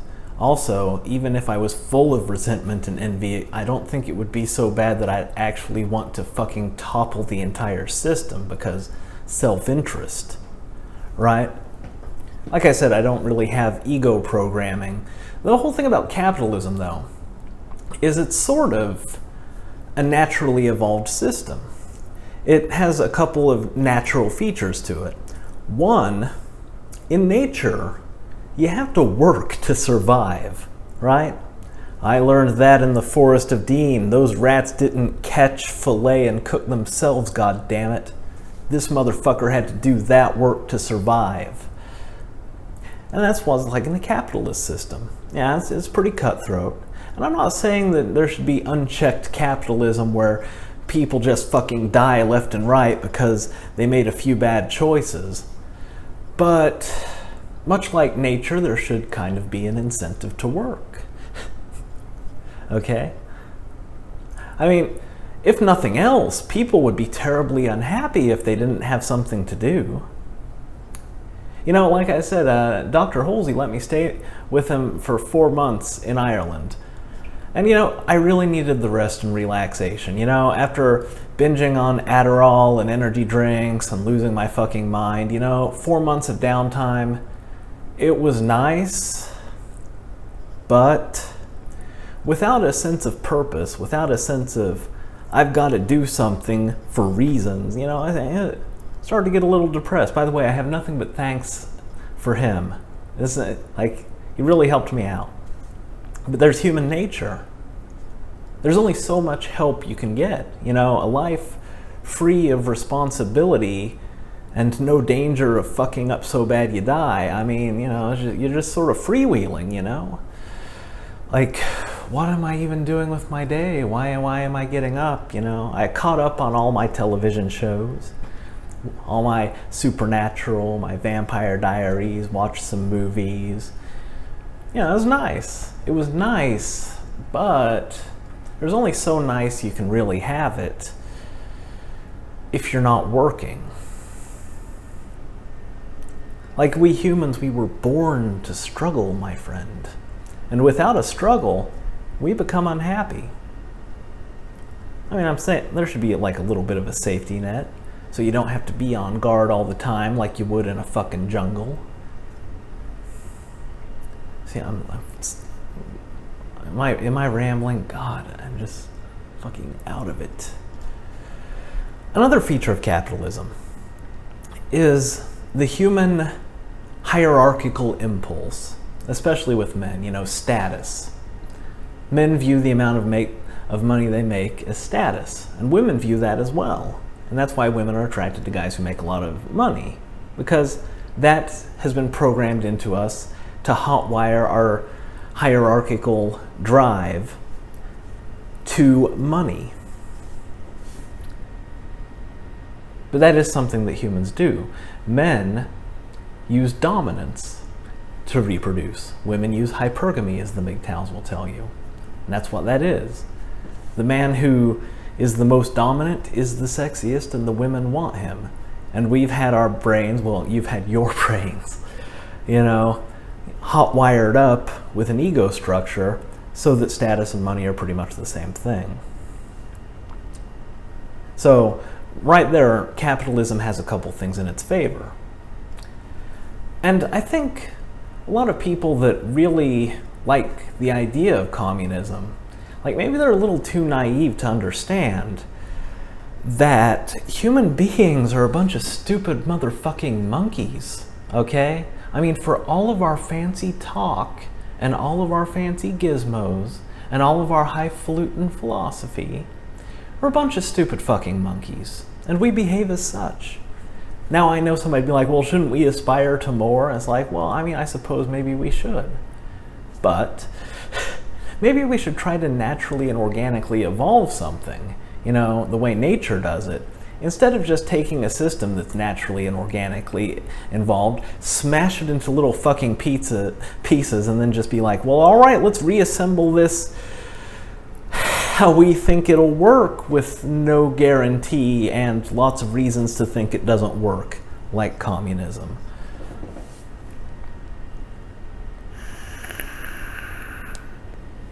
I mean, there's some elements of self-interest here too.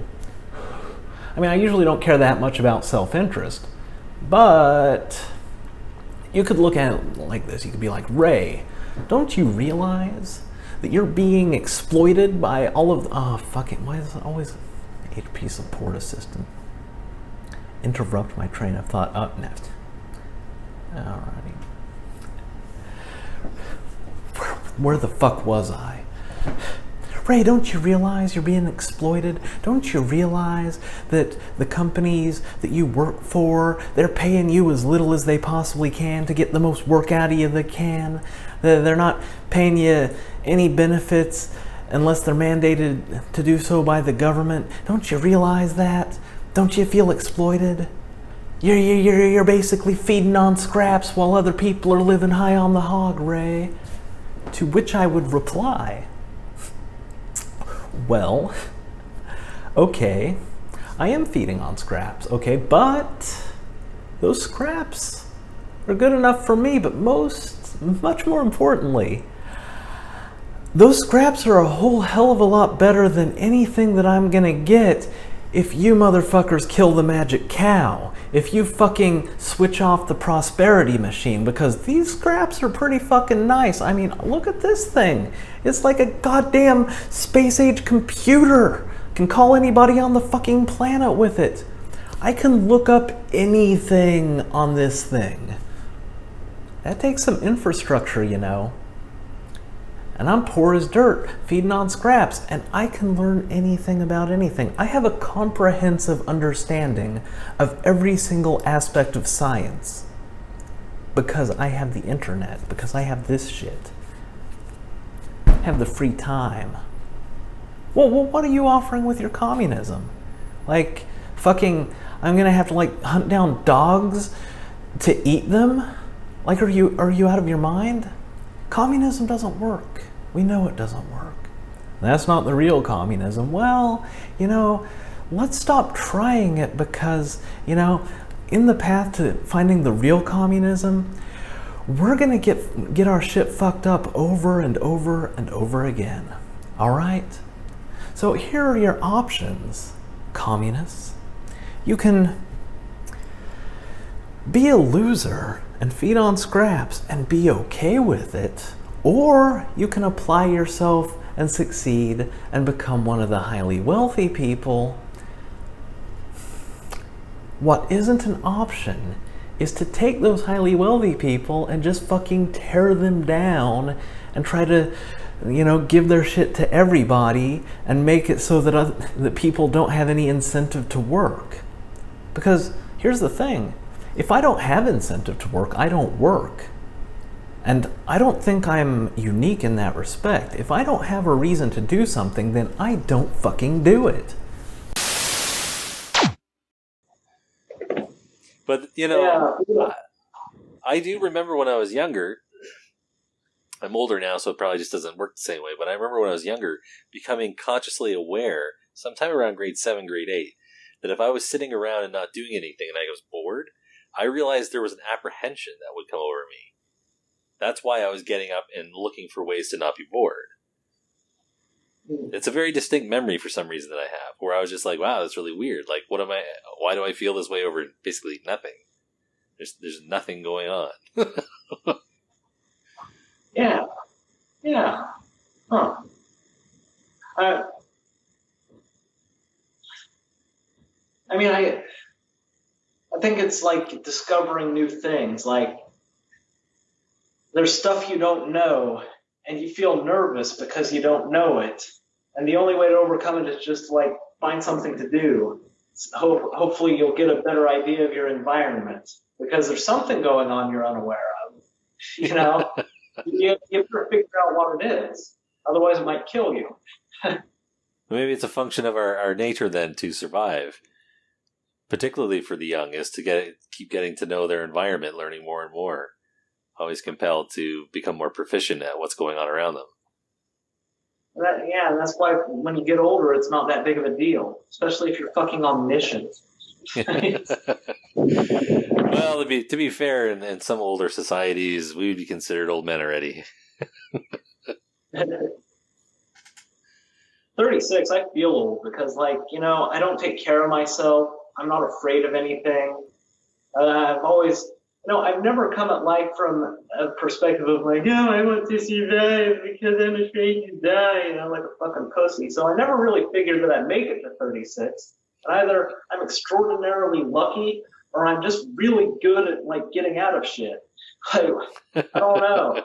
I didn't think I'd make it to 36. Every year I'm alive, I've been like, I don't expect to survive more than a couple more years the way I do business. But then I just keep living, It's like more or less intact. I just can't fucking die. Did you? I don't know about your education. Did you go to college? I went to community college for like 4 years. Yeah? What were you studying? Just various stuff. Like, a lot of science, microbiology, chemistry, organic chemistry, physics, stuff like that. Astronomy. Yeah, well, I can hear that when you're talking. that you have a particular penchant for science. Yeah, I mean, it's interesting. I don't talk about it on my channel a lot because anybody can just open a book, you know? Like they don't need to hear me say it. It's for me to know. But you've got some interesting theories that will come out every now and then. Like, this is, I don't think it was on our conversation. Maybe it was. Or maybe it was on the phone call we had one time. But we were talking, and you had this theory about essentially, what do you call it? What are those, how do you call it? Babies when they're born, premature babies, that they used to die. Yeah. And that now we keep them alive. And so that there's this whole different development of the brain with certain types of behavior that comes out later. You think they might be connected. Yeah. So, like, that's interesting. Well, I mean, yeah, nobody ever really thinks about it that much. Like, everybody, like, oh, of course we got to save premature babies. Or, like, we always tout as a thing of Western civilization. It's like, well, look, our infant mortality rate is low. And it's like, well, did it ever occur to you that that's nature's way of terminating defective children?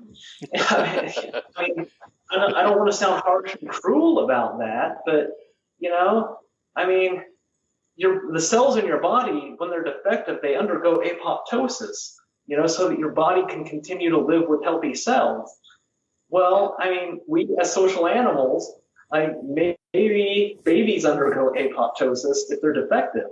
Like, you know, I'm not saying kill them, but if it's nature's way for them to just fucking die for no reason, you know, maybe it's not for no reason. You know? Yeah. People don't want to deal. They want to talk about all the positive things that come with it, but they don't want to deal with the potential negatives, the ramifications. And somebody who was born prematurely, they might get all offended, and it's like, hey, I'm sorry, man. You know, I'm sorry, but there you go. Might be true. I mean, I'm looking at you, and you don't seem all that healthy. Well, there's all kinds of other stuff as well, like the fact that people are getting more and more obese, right? In nature, you know, when things are harsh and you're wondering where you're going to get your food, and, you know, people would fight and kill each other over who's going to be in charge of the tribe. You know, it's like the fat guy was a rarity. Yeah. Like, Yeah. I don't get, you know, I look at food the same way I look at fuel. So obesity, I kind of look at it like somebody going to the gas station, filling up their car, and then when the tank is full, just start, you know, roll down the back window, put it in there. You know? I don't get it.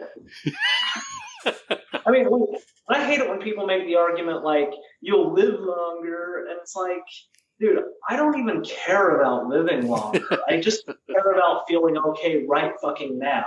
Yeah. Like, that's all I care about. Like, I don't care. I don't care if I live another 40 years. No, you know, I've had enough life. I'm ready to go right now. No regrets. You know, Quality. it's just, Quality, not always quantity. well, as a lazy person, I don't want to haul around extra weight. Yeah. Well, I don't know how we're going to, as a society, really deal with that, because unless there's like a horrible tragedy that annihilates our agricultural abilities, people will continue to get fatter, or we'll have to develop some kind of scientifically ingenious way to make it so that even while they're filling their face, they thin. Well, you know, before I went through this whole homeless thing, like, I actually had developed like just kind of a gut from all those energy drinks, or maybe drinking the Everclear, probably both. But the thing is, I starved for 40 straight days. And, you know, people will be like, yeah, if you starve yourself, you'll lose muscle, it won't come back, the fat will come back. Well, the fat didn't come back. All of my muscle came back. Looks like that's bullshit. You know? Like, I honestly think that if you starve for as long as 40 days, like, not only does it empty your fat cells, but they start undergoing apoptosis just to get the last bit of energy out of them, and so you have fewer fat cells left. And then, you know, you just kind of live life, eat a reasonable amount, you won't get fat again. I mean, starving yourself, you know, it actually works. You see how it's unacceptable to starve yourself for a period of time. That's crazy. But to continually eat too much and to bloat yourself, let's not insult anyone, Ray. You don't want to hurt anyone's feelings. The thing is, like, fatness is a lifestyle choice. Like, I have nothing against it at all. Like, I really don't. It's like, I've smoked, like, 2 packs of Black and Milds a day, you know? Like, people, like, you know, that's bad for me. It's like, you know, go fuck yourself. You know, it's like, I don't care. It's like, and so, like, I have the exact same kind of attitude with a fat person. It's like, I'm not going to tell anybody, like, you shouldn't be fat, it's bad for you. It's like, it's your decision, you know? It's whatever, you know? Yeah. It's your health, it's your body, it's your choice. I don't care. It's not my responsibility. It's not my right. That is your thing to deal with. I have a problem when people want fat acceptance, though. It's like, I'm not going to shame a person for being fat, but if I myself was fat, I would expect shame, and I'd tell people to just go fuck themselves. Same thing with smoking. It's like you have to have the personal strength to tell people to go fuck themselves. Yeah. If you're going to do something, go fuck yourself. See how that is to say? Go fuck yourself. Own your decision. You have to own your decision. Yeah. Well, yeah, I get lung cancer. I know. Yeah, you think I'm stupid? I know that this might cause lung cancer.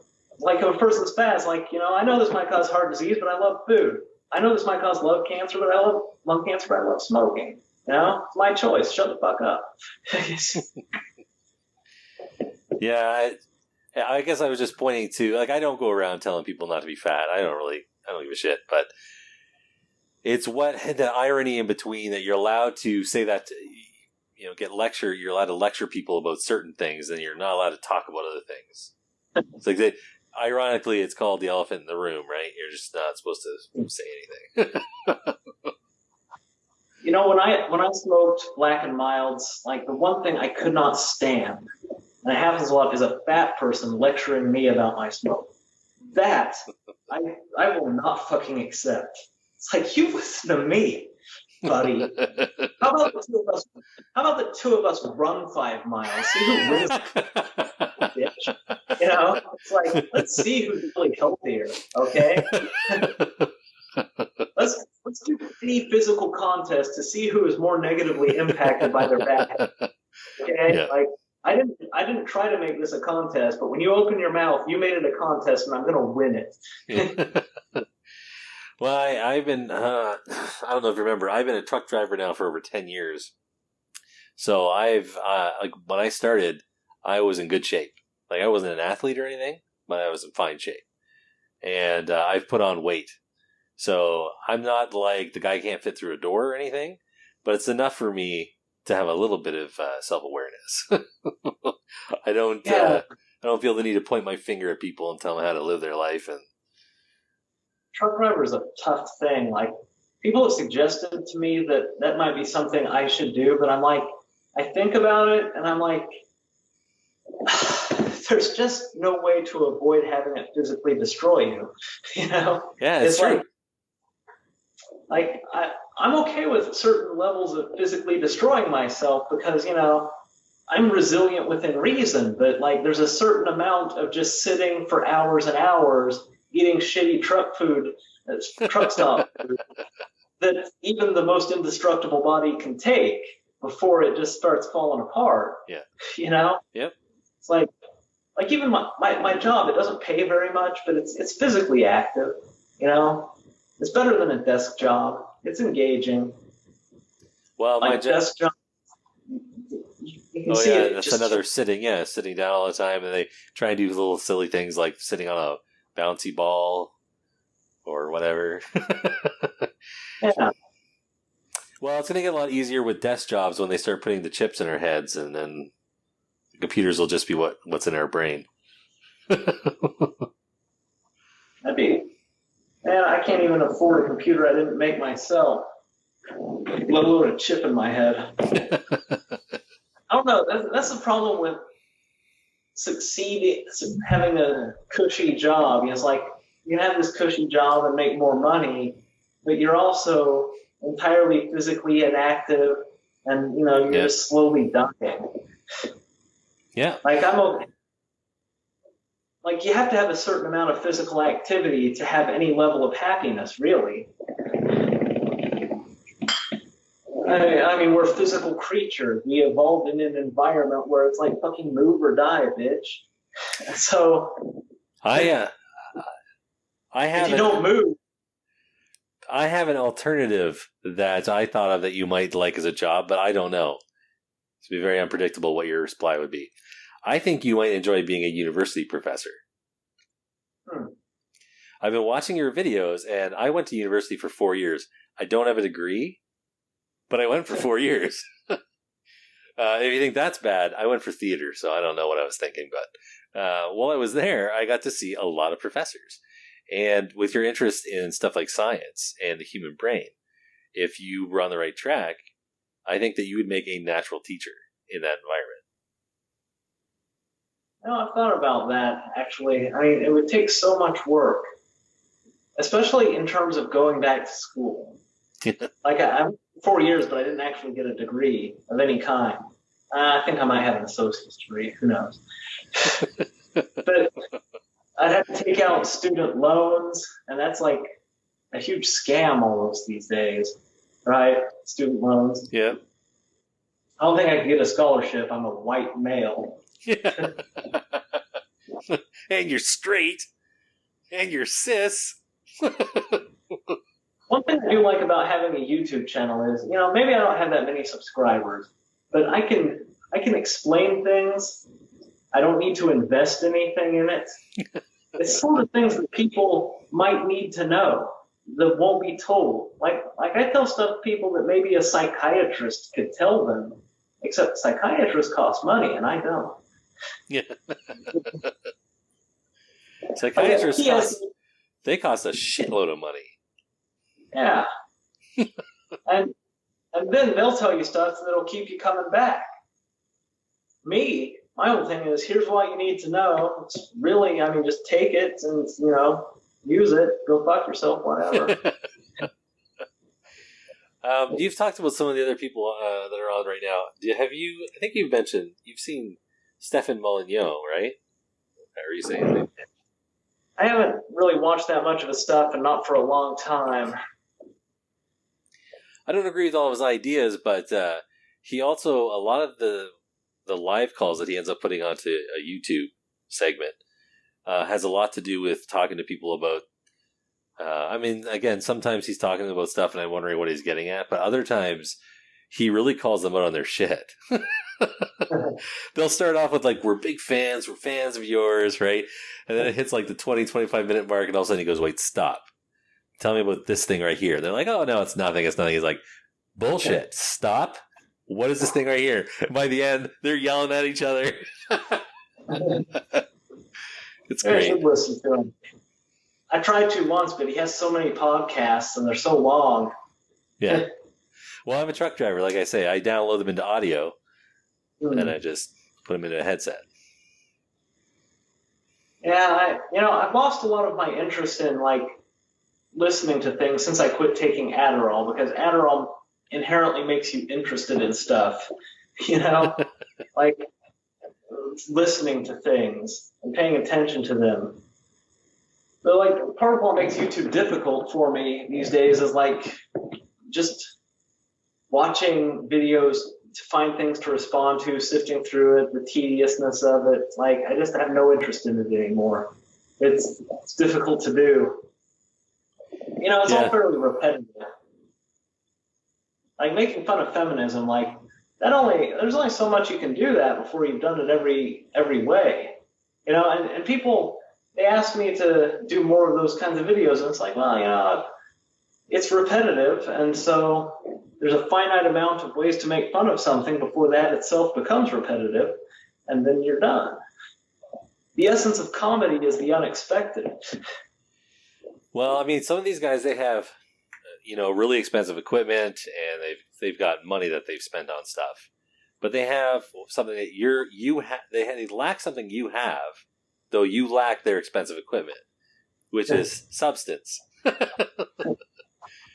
There's one guy in particular, Mundane Matt. Maybe I shouldn't be mentioning names in a negative way. I don't know, but anyways, Mundane Matt. he became popular on YouTube with the rise of Gamergate a couple years back. And I don't really mind him so much. It's not that I hate him. But I find he just kind of talks, and I can't understand why anyone's listening to him for 20 minutes.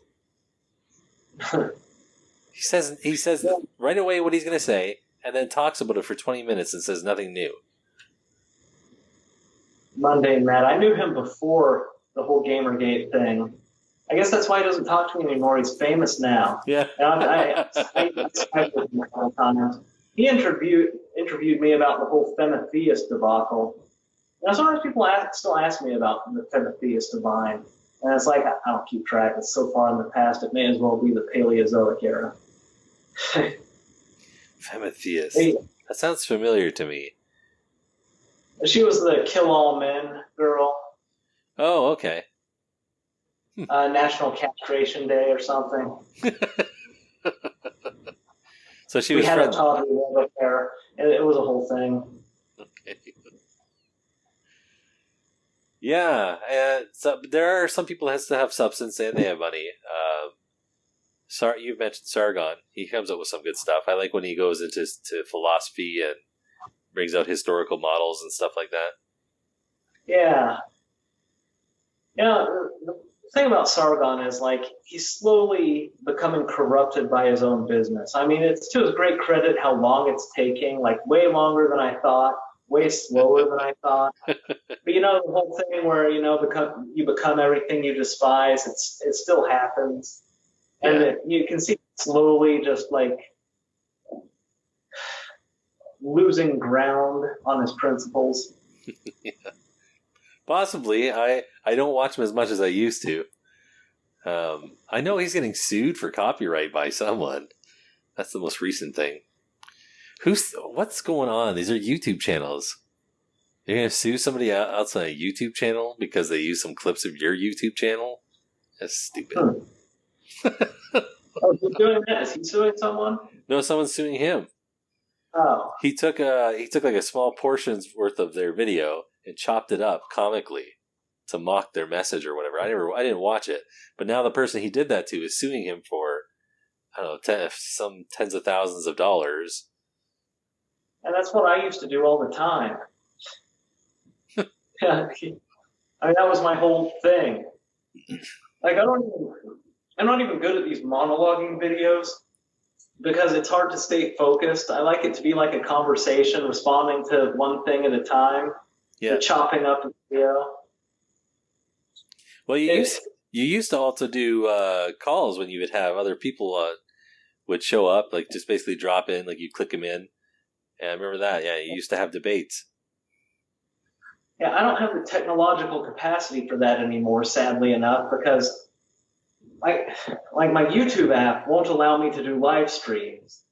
My computer will, but I have to run it off my phone as a hotspot, and my hotspot only has 10 gigabytes, so it would only last a finite amount of time and kill my entire Wi-Fi hotspot allowance. I'm living really lean here. I used to have an actual internet connection. Now I just have my phone. And it goes quick. Yeah, I actually don't use anywhere near the 10 gigabytes. It's kind of sad. I'm so big on conserving it that I use almost none of it. I think that's the plan.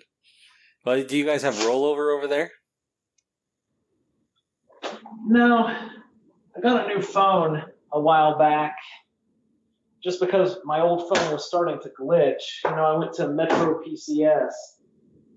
Get a brand new phone for $60 a month. You get unlimited data and the 10 gigabyte hotspot.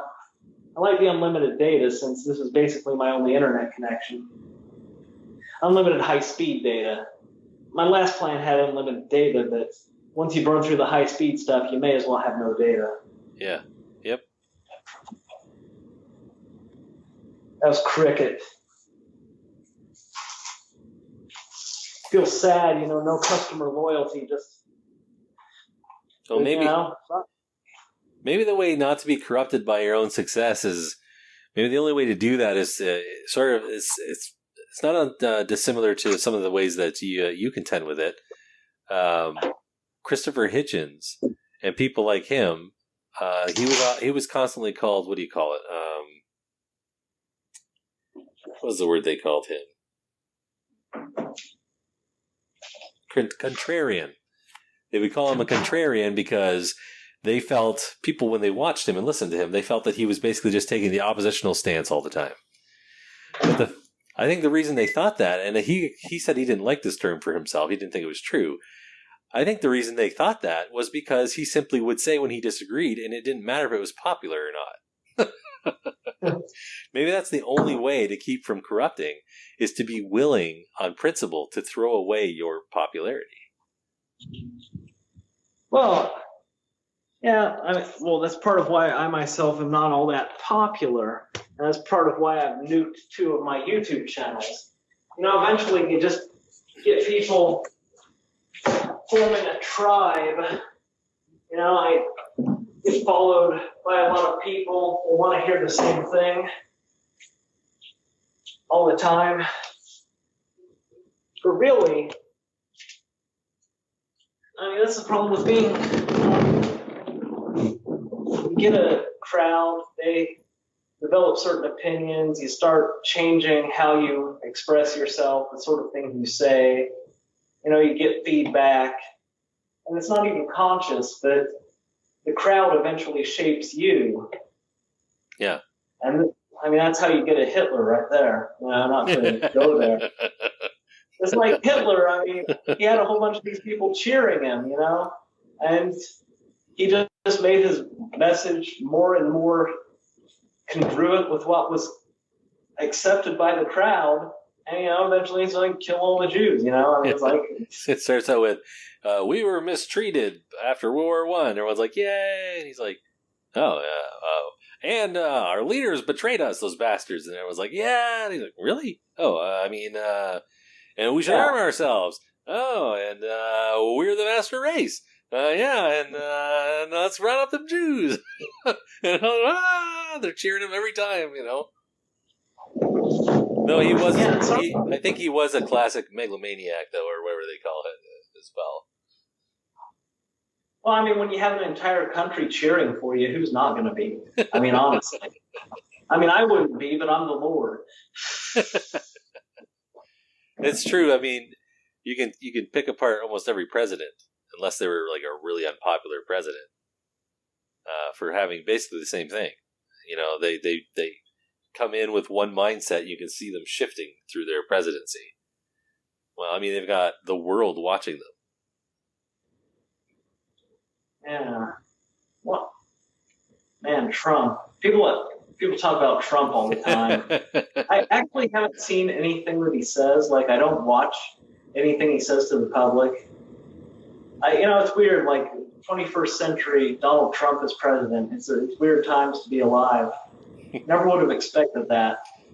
You remember in Back to the Future when Marty's talking to the 60s doc, and he's like, who's the president? Ronald Reagan. Who's the vice president? Jerry Lewis? What's that? The actor? No wonder the president has to be an actor, Yeah, oh yeah. Absolutely. Helps. Just thinking about that as I said it, the reality TV star, Donald Trump. Yeah, and that's the time we're living in, man. Reality television has ruined television, and it's spilled it onto the street.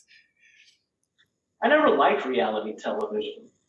No, neither did I. I think it started with The Real World on MTV, and it just went from there.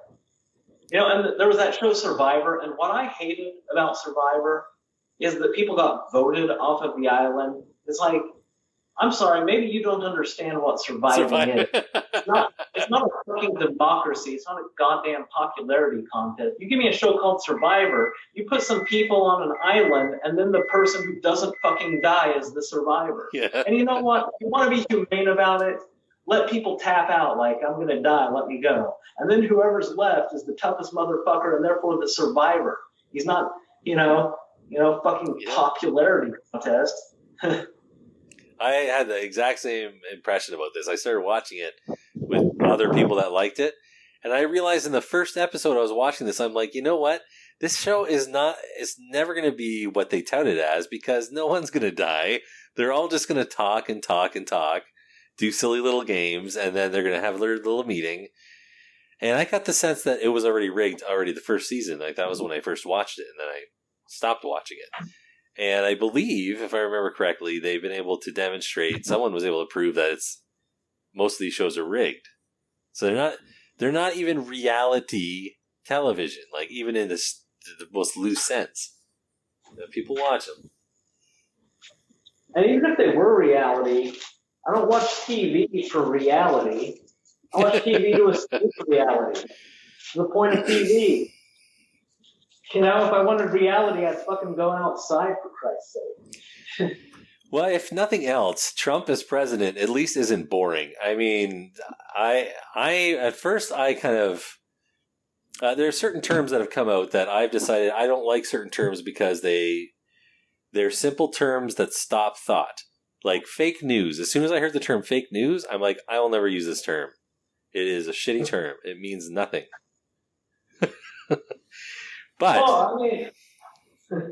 But Trump derangement syndrome, though I thought it would be one of those terms, has actually been very helpful in describing a lot of things. Trump derangement syndrome? Oh, you haven't heard that one? No. It's when you take a normally rational person that's politically left, and then they start screaming and shouting, and all kinds of crazy stuff starts coming out of their mouth. And conspiracy theories, people who are normally skeptics will start believing and spreading around crazy conspiracy theories because they hate this man so much. I'm one of those people that I don't really care that much about who's president. People, they make it such a big deal, but life will go on. It's like, people are so emotional about it, like, oh my God, like the fate of the world hinges on this election. It's like, oh, fucking just fucking give up with yourself.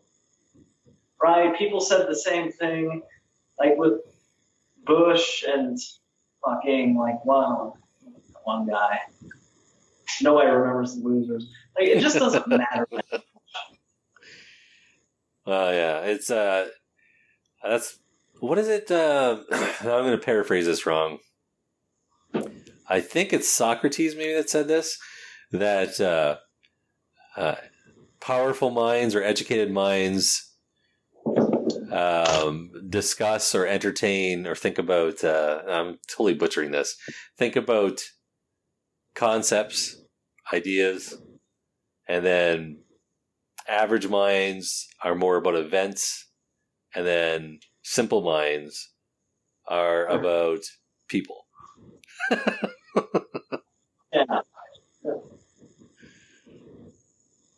Trying to think of exactly how that goes, but yeah, that's pretty much it. Yeah.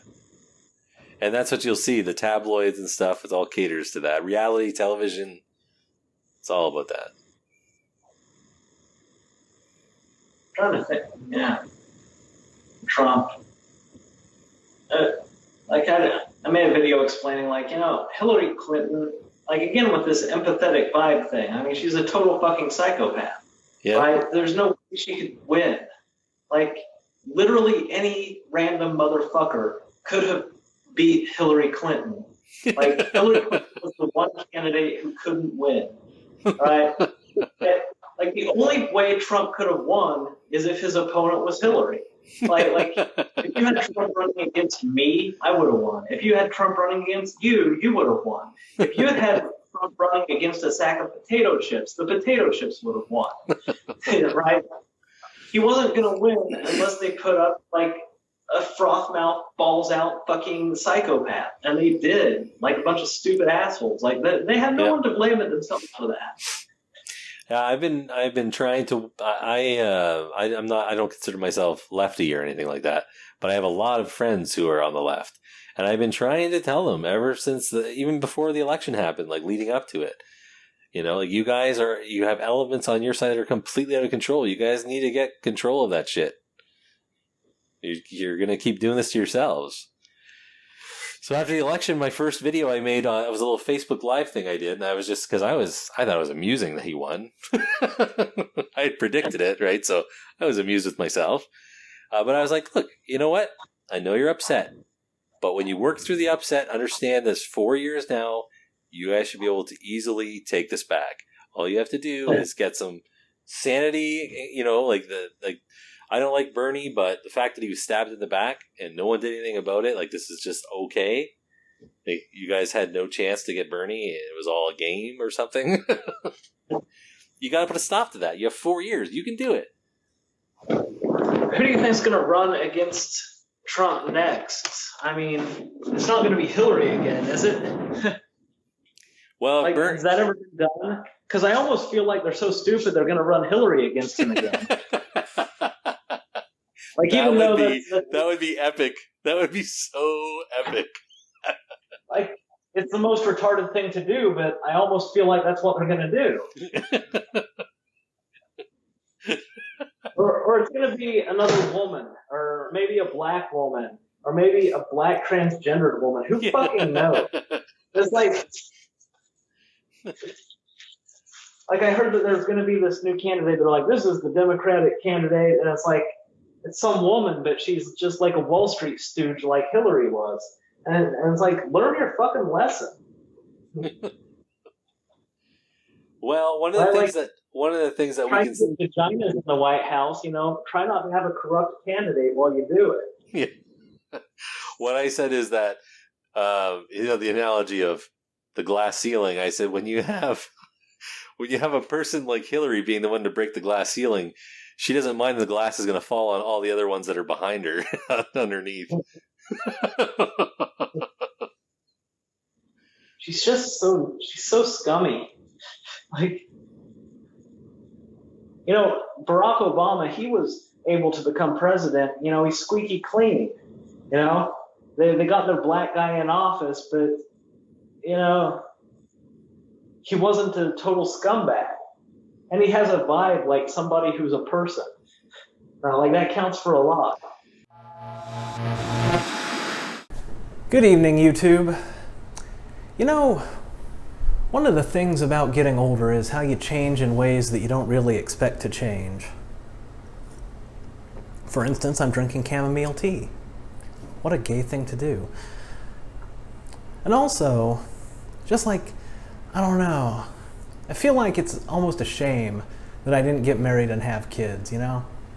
Like, because I start, as I get older, I'm filled with like a fatherly instinct, like, oh, you young person, here's where you're going wrong, right? I almost feel like calling up all the girls that I had unprotected sex with, see if they popped out a bastard, you know, and then just going and like giving some fatherly advice. But it feels like that would open up a whole can of worms that I just don't want to open up. So I gotta get those fatherly instincts fulfilled, you know, on terms that I can walk away from. And so here I am, you know, got my apartment clean, nothing better to do today. I saw this video making the rounds, people responding to it, the anti-SJW crowd. But you know what, the anti-SJW crowd, they come at it from a mocking perspective, but I've grown and changed. So I'm gonna come at it from a mentoring perspective, you know, a helpful perspective. All right, let's just get to this video. 4 things you should never say, something, yada, pronouns, etc.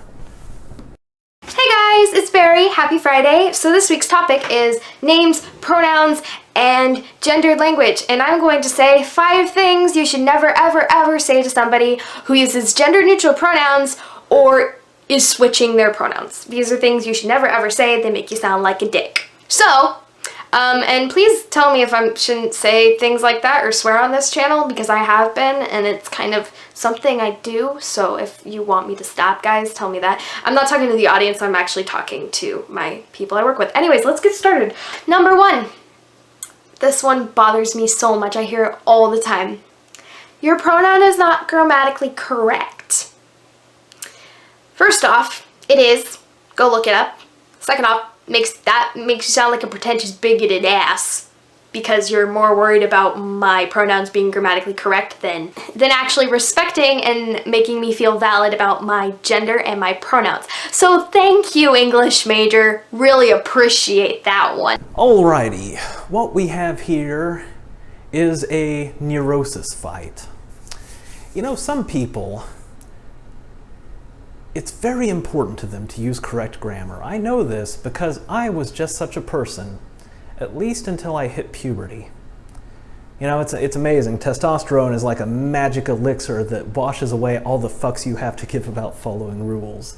And that's why I have my comforting hillbilly patois these days, rather than speaking in correct grammar. Yeah, before I was 12, people often commented on how I sounded like I was reading a book when I was speaking. And if somebody were to suggest to me to use more colloquial and grammatically incorrect expressions, I would be like, no, that's wrong. I'm not going to do that because it is incorrect. Such a fucking nerd was I. And you have to understand how it is kind of a neurosis. To give you an idea of what it would feel like for you to suggest that a grammar nerd use incorrect grammar, imagine somebody was to tell you, hey, what you need to do is when you take a shit, you wipe your ass beforehand, but not afterwards. That is how you do it. Well, if you're, I mean, here's how I hope you would respond. You'd probably respond like, no, that is the incorrect order of operations. What the fuck is wrong with you? I'm not gonna do that. It's incorrect. It's how a grammar nerd feels when you suggest that they don't use proper grammar. Oh my God, you know, I grew up in Kansas. That whole grammar neurosis, you know, people actually say acrost here. They pronounce the word across, acrost. Oh, the corrections, the constantly correcting people. That's not really grammar, it's phonetics, whatever.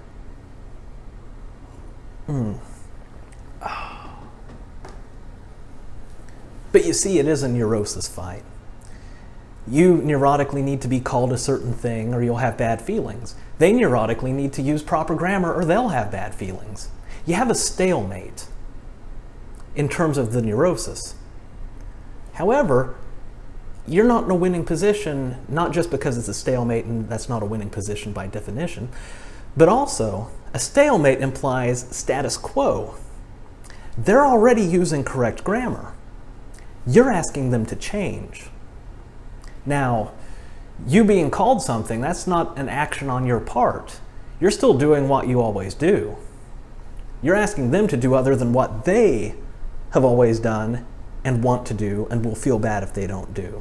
So you're in the losing position.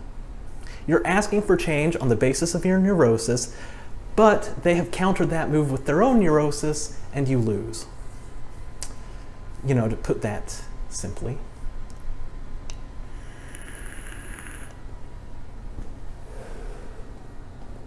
As for validating you, this is one of those things that I find difficult to understand. Maybe you should look at it like this. If you were on a desert island with nobody around, would you still exist? Would you still be you? Well, I think the answer is yes. You wouldn't cease to exist. You wouldn't just disappear into the randomness of the quantum foam. You don't need validation. You're already valid, you're there. I don't understand this validation thing. That's why I call it a neurosis, by the way. It's common among young people. It's incredibly common and powerful, ironically, in women. That whole needing validation from others. You're however you are, regardless of what anybody thinks or says. If you don't believe me, imagine the desert island scenario.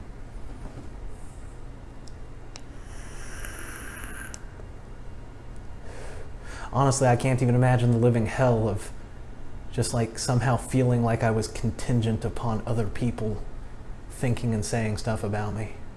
Be a rough way to live.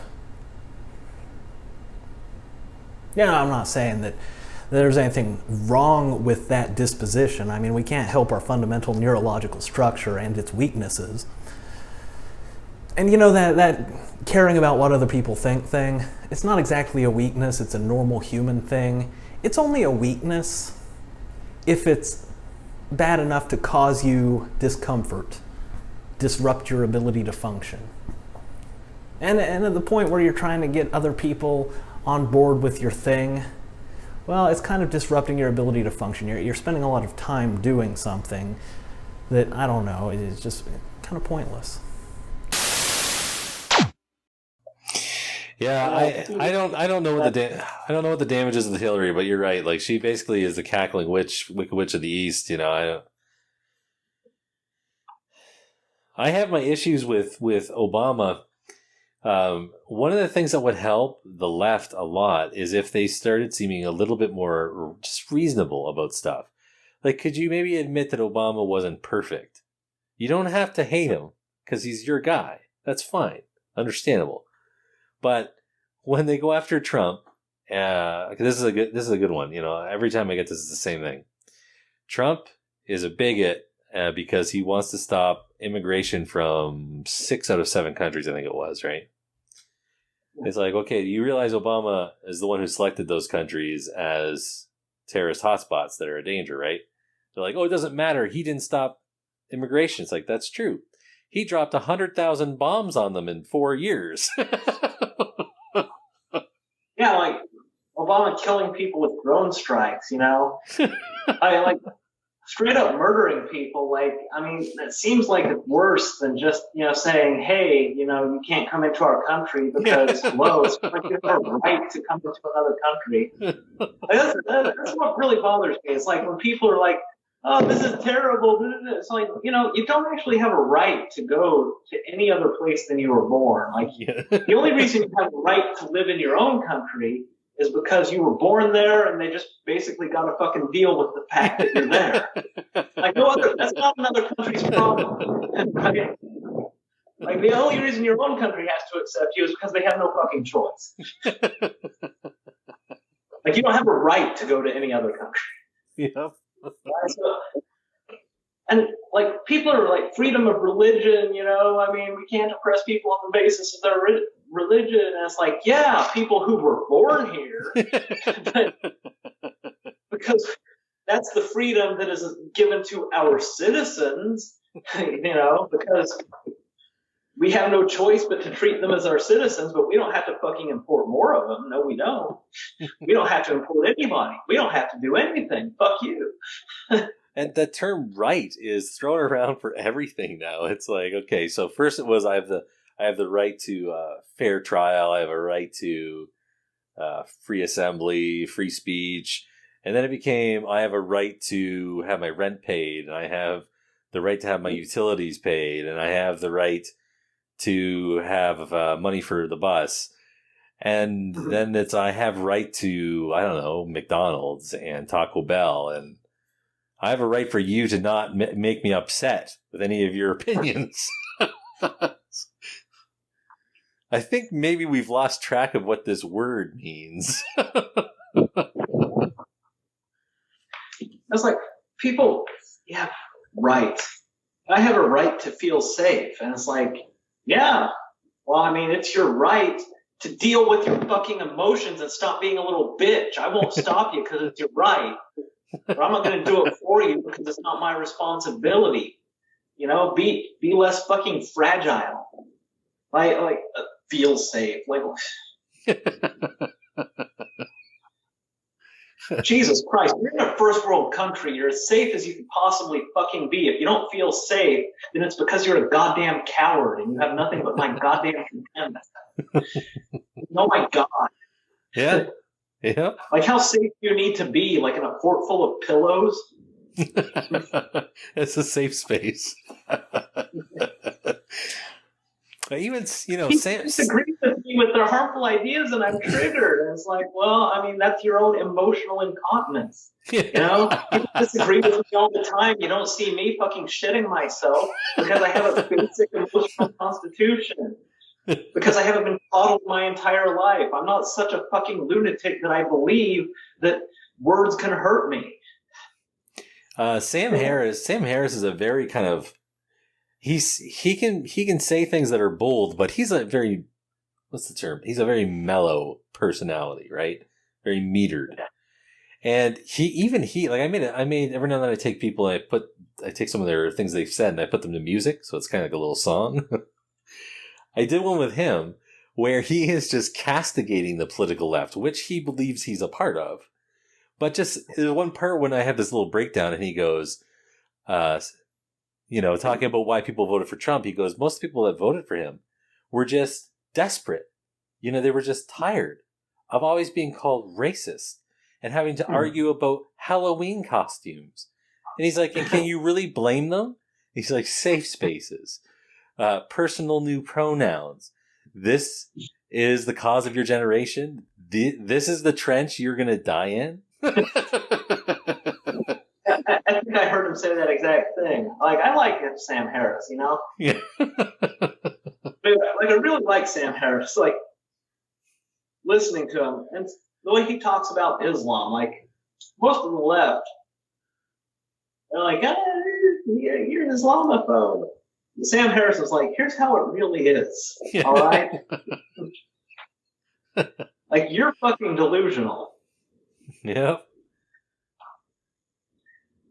And the thing is, like, the real danger is, like,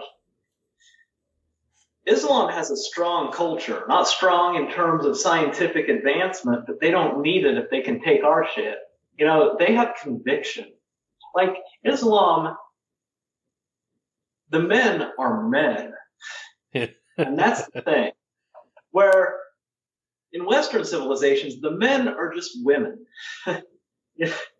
Yeah. And that's a little bit of a problem because men can get things done. The women scream and shit themselves.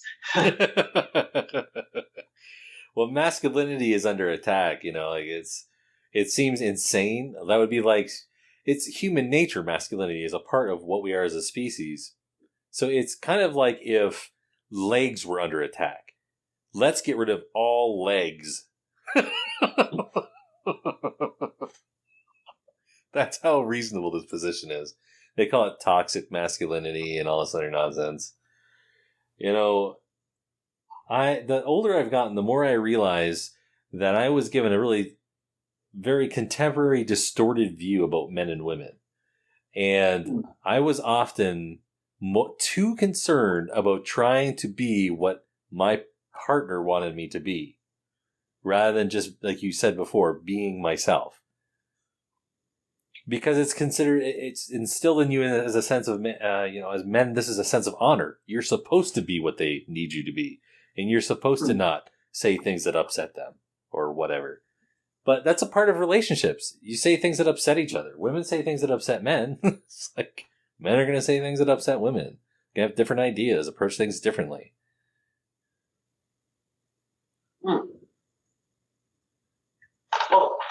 Well, men, like, we teach men to be more like women. Like, the thing is, like, I'm not the manliest of men, right? I'm not like a stereotypical man. I don't listen to the constructs of society. But the thing is, it feels good to do things that are actually manly. And I do things that feel good, right? So being a self-determined individual who doesn't give a fuck about what other people say, always doing what is right, caring about people who are weaker than myself, but not listening to their fucking nattering, all of these things feels good. And, has a good kind of psychological feel to it. Like being emotionally vulnerable and sensitive and shit. It's like, you can tell me that that's good all you want, but I know what feels good, so fuck you. Like, does it feel good to be like a fucking emotional crybaby? No, it does not. And it's not because somebody tells me, like, here's how you be a man, don't be an emotional crybaby, and I listen to them. No. It's like I go through life and I realize that not being a crybaby, not complaining, fucking getting tougher and taking care of business like a fucking man actually feels good. Yeah. And that's why I do it, and no other reason. But if You know, no, you got to be more sensitive. Like, why don't you show your emotions? But, well, I don't know. Why don't you constrain your emotions? Why don't you go fuck yourself? I don't know. These are the mysterious questions that shall never be answered. I know what the image that popped in my head for some reason. I hate the new Star Trek movies, where they're going back and they're basically laying a cement park over like a parking lot over top of the graves of the original cast. I don't know. Have you watched any of these new movies? The remakes they've done. Star Trek 1, 2, 3. I have, but I was never all that invested in the original series, so it's not that big of a deal to me. I think they're okay. That's what I tell people. I try to be fair about it. If you're not really, like you say, the word you use, invested. If you're not that invested in the original material, then they're going to be an entertaining use of an hour and a half. You know, lots of special effects, pretty women, stuff like that. Yeah. But anyways, we're talking about relationships. So here's a good example. Look at Spock and Uhura. For some reason, I don't know why, but they decided that they had a date in this one. If you look at them as they go through it, Spock is her bitch. Through and through. He never once turns to her and stands up to her in any significant way. He's just like, I realize you need emotions, but you need to back off because this is who I am. So, I mean, it's really typical of our time. It's most characters are like that now. You see these male characters, and the woman is the one for some reason that she's right all the time, and the guy is kind of a bumbler or whatever, and that's what we're supposed to be. Don't you know, Ray? That's what we're supposed to be like now.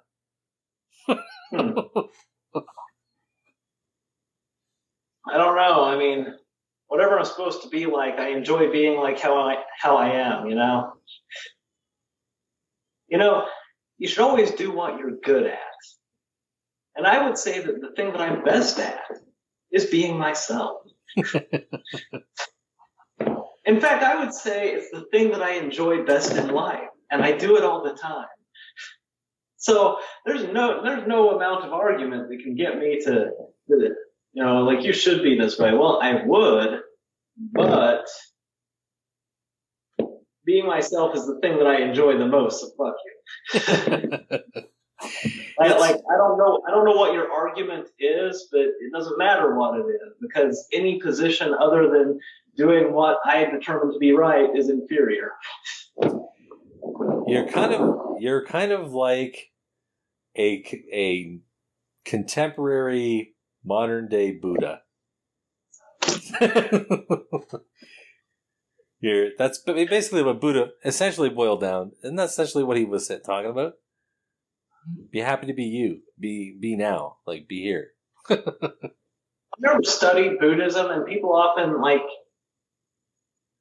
talk about stuff I say like I'm quoting Buddhism. But like, a lot of Buddhism is like getting rid of your ego, but I don't have an ego naturally, so I don't need Buddhism for like, you don't need a cure if you don't have the disease.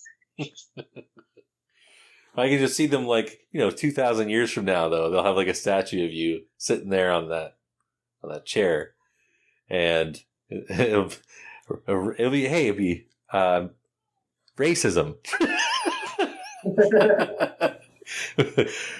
So Ray said that you should be yourself, and if somebody else has an issue with it, tell them, go fuck yourself.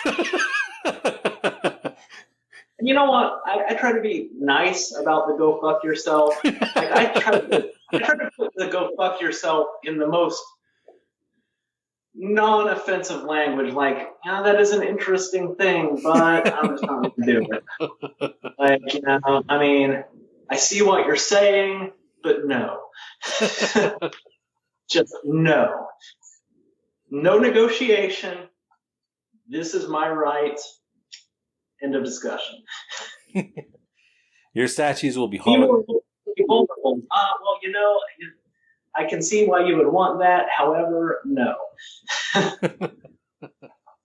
Well, it's nice to be polite if they don't push too far.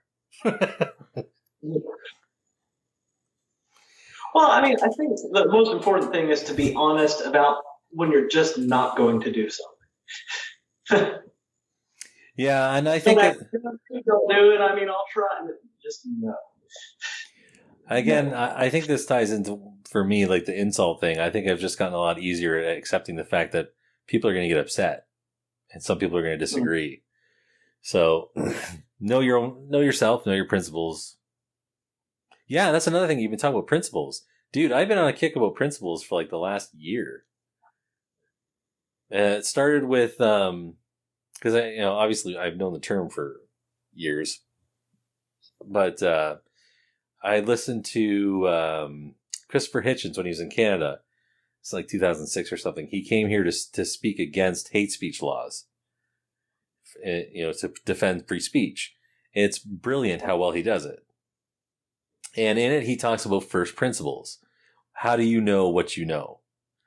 And that's where it started when I started really thinking about principles. Like, these are the things that will determine, if I really hold these principles, it will determine how I behave, how I respond, everything. Like, these things, I basically wasn't paying attention to my own principles. Like, how the fuck have I been ignoring these things? These pillars of my being. Pretty much all a person is. Yeah. Pretty much all everything is, really. Principles. It's what makes the universe. It's like principles are really the only thing that can be said to exist. All the other stuff is just a byproduct. Like the principles of physics, chemistry, biology, neurology, psychology, the principles of human interaction. Like all this stuff, like if you understand the principles, you understand the things. And the details really don't matter that much. You always know what's going to happen with everything at all times. It's actually kind of boring. Maybe that's why I'm not so big on boredom anymore, you know?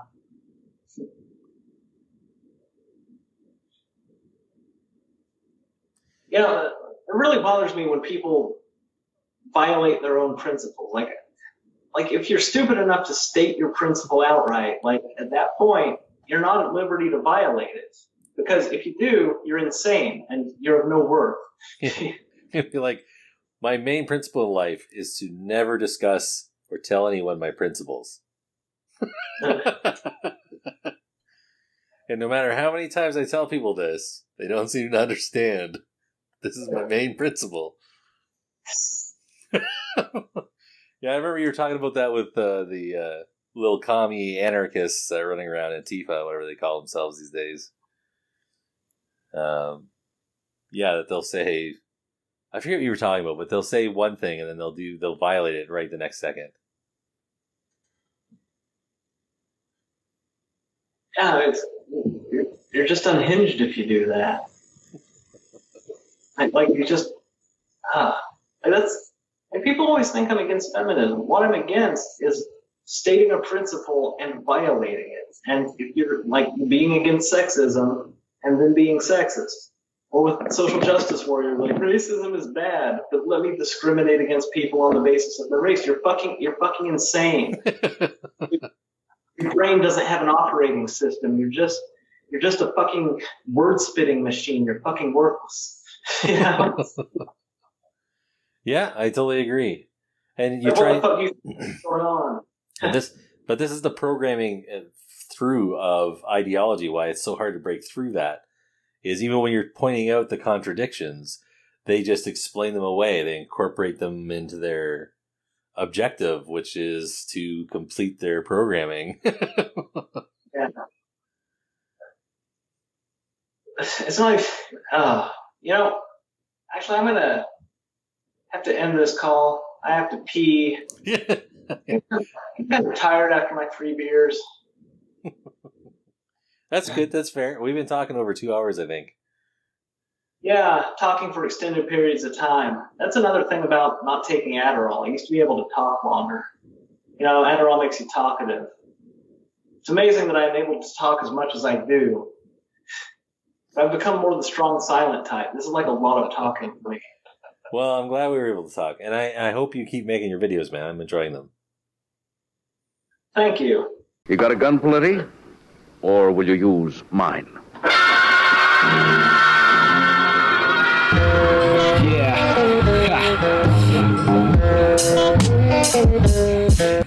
I'm a straight shooter, never lose a gun, so went to school to learn how to be cool. Hands in a holster, where's the jam? You gonna be toast to be a can ham. I was born tough and rough, but that wasn't enough. Now I got the stuff to make your knees shake, headache, ground quake, and legs break. 44 drawn and my sunglasses on. Take a good look, you're gonna be the last crook.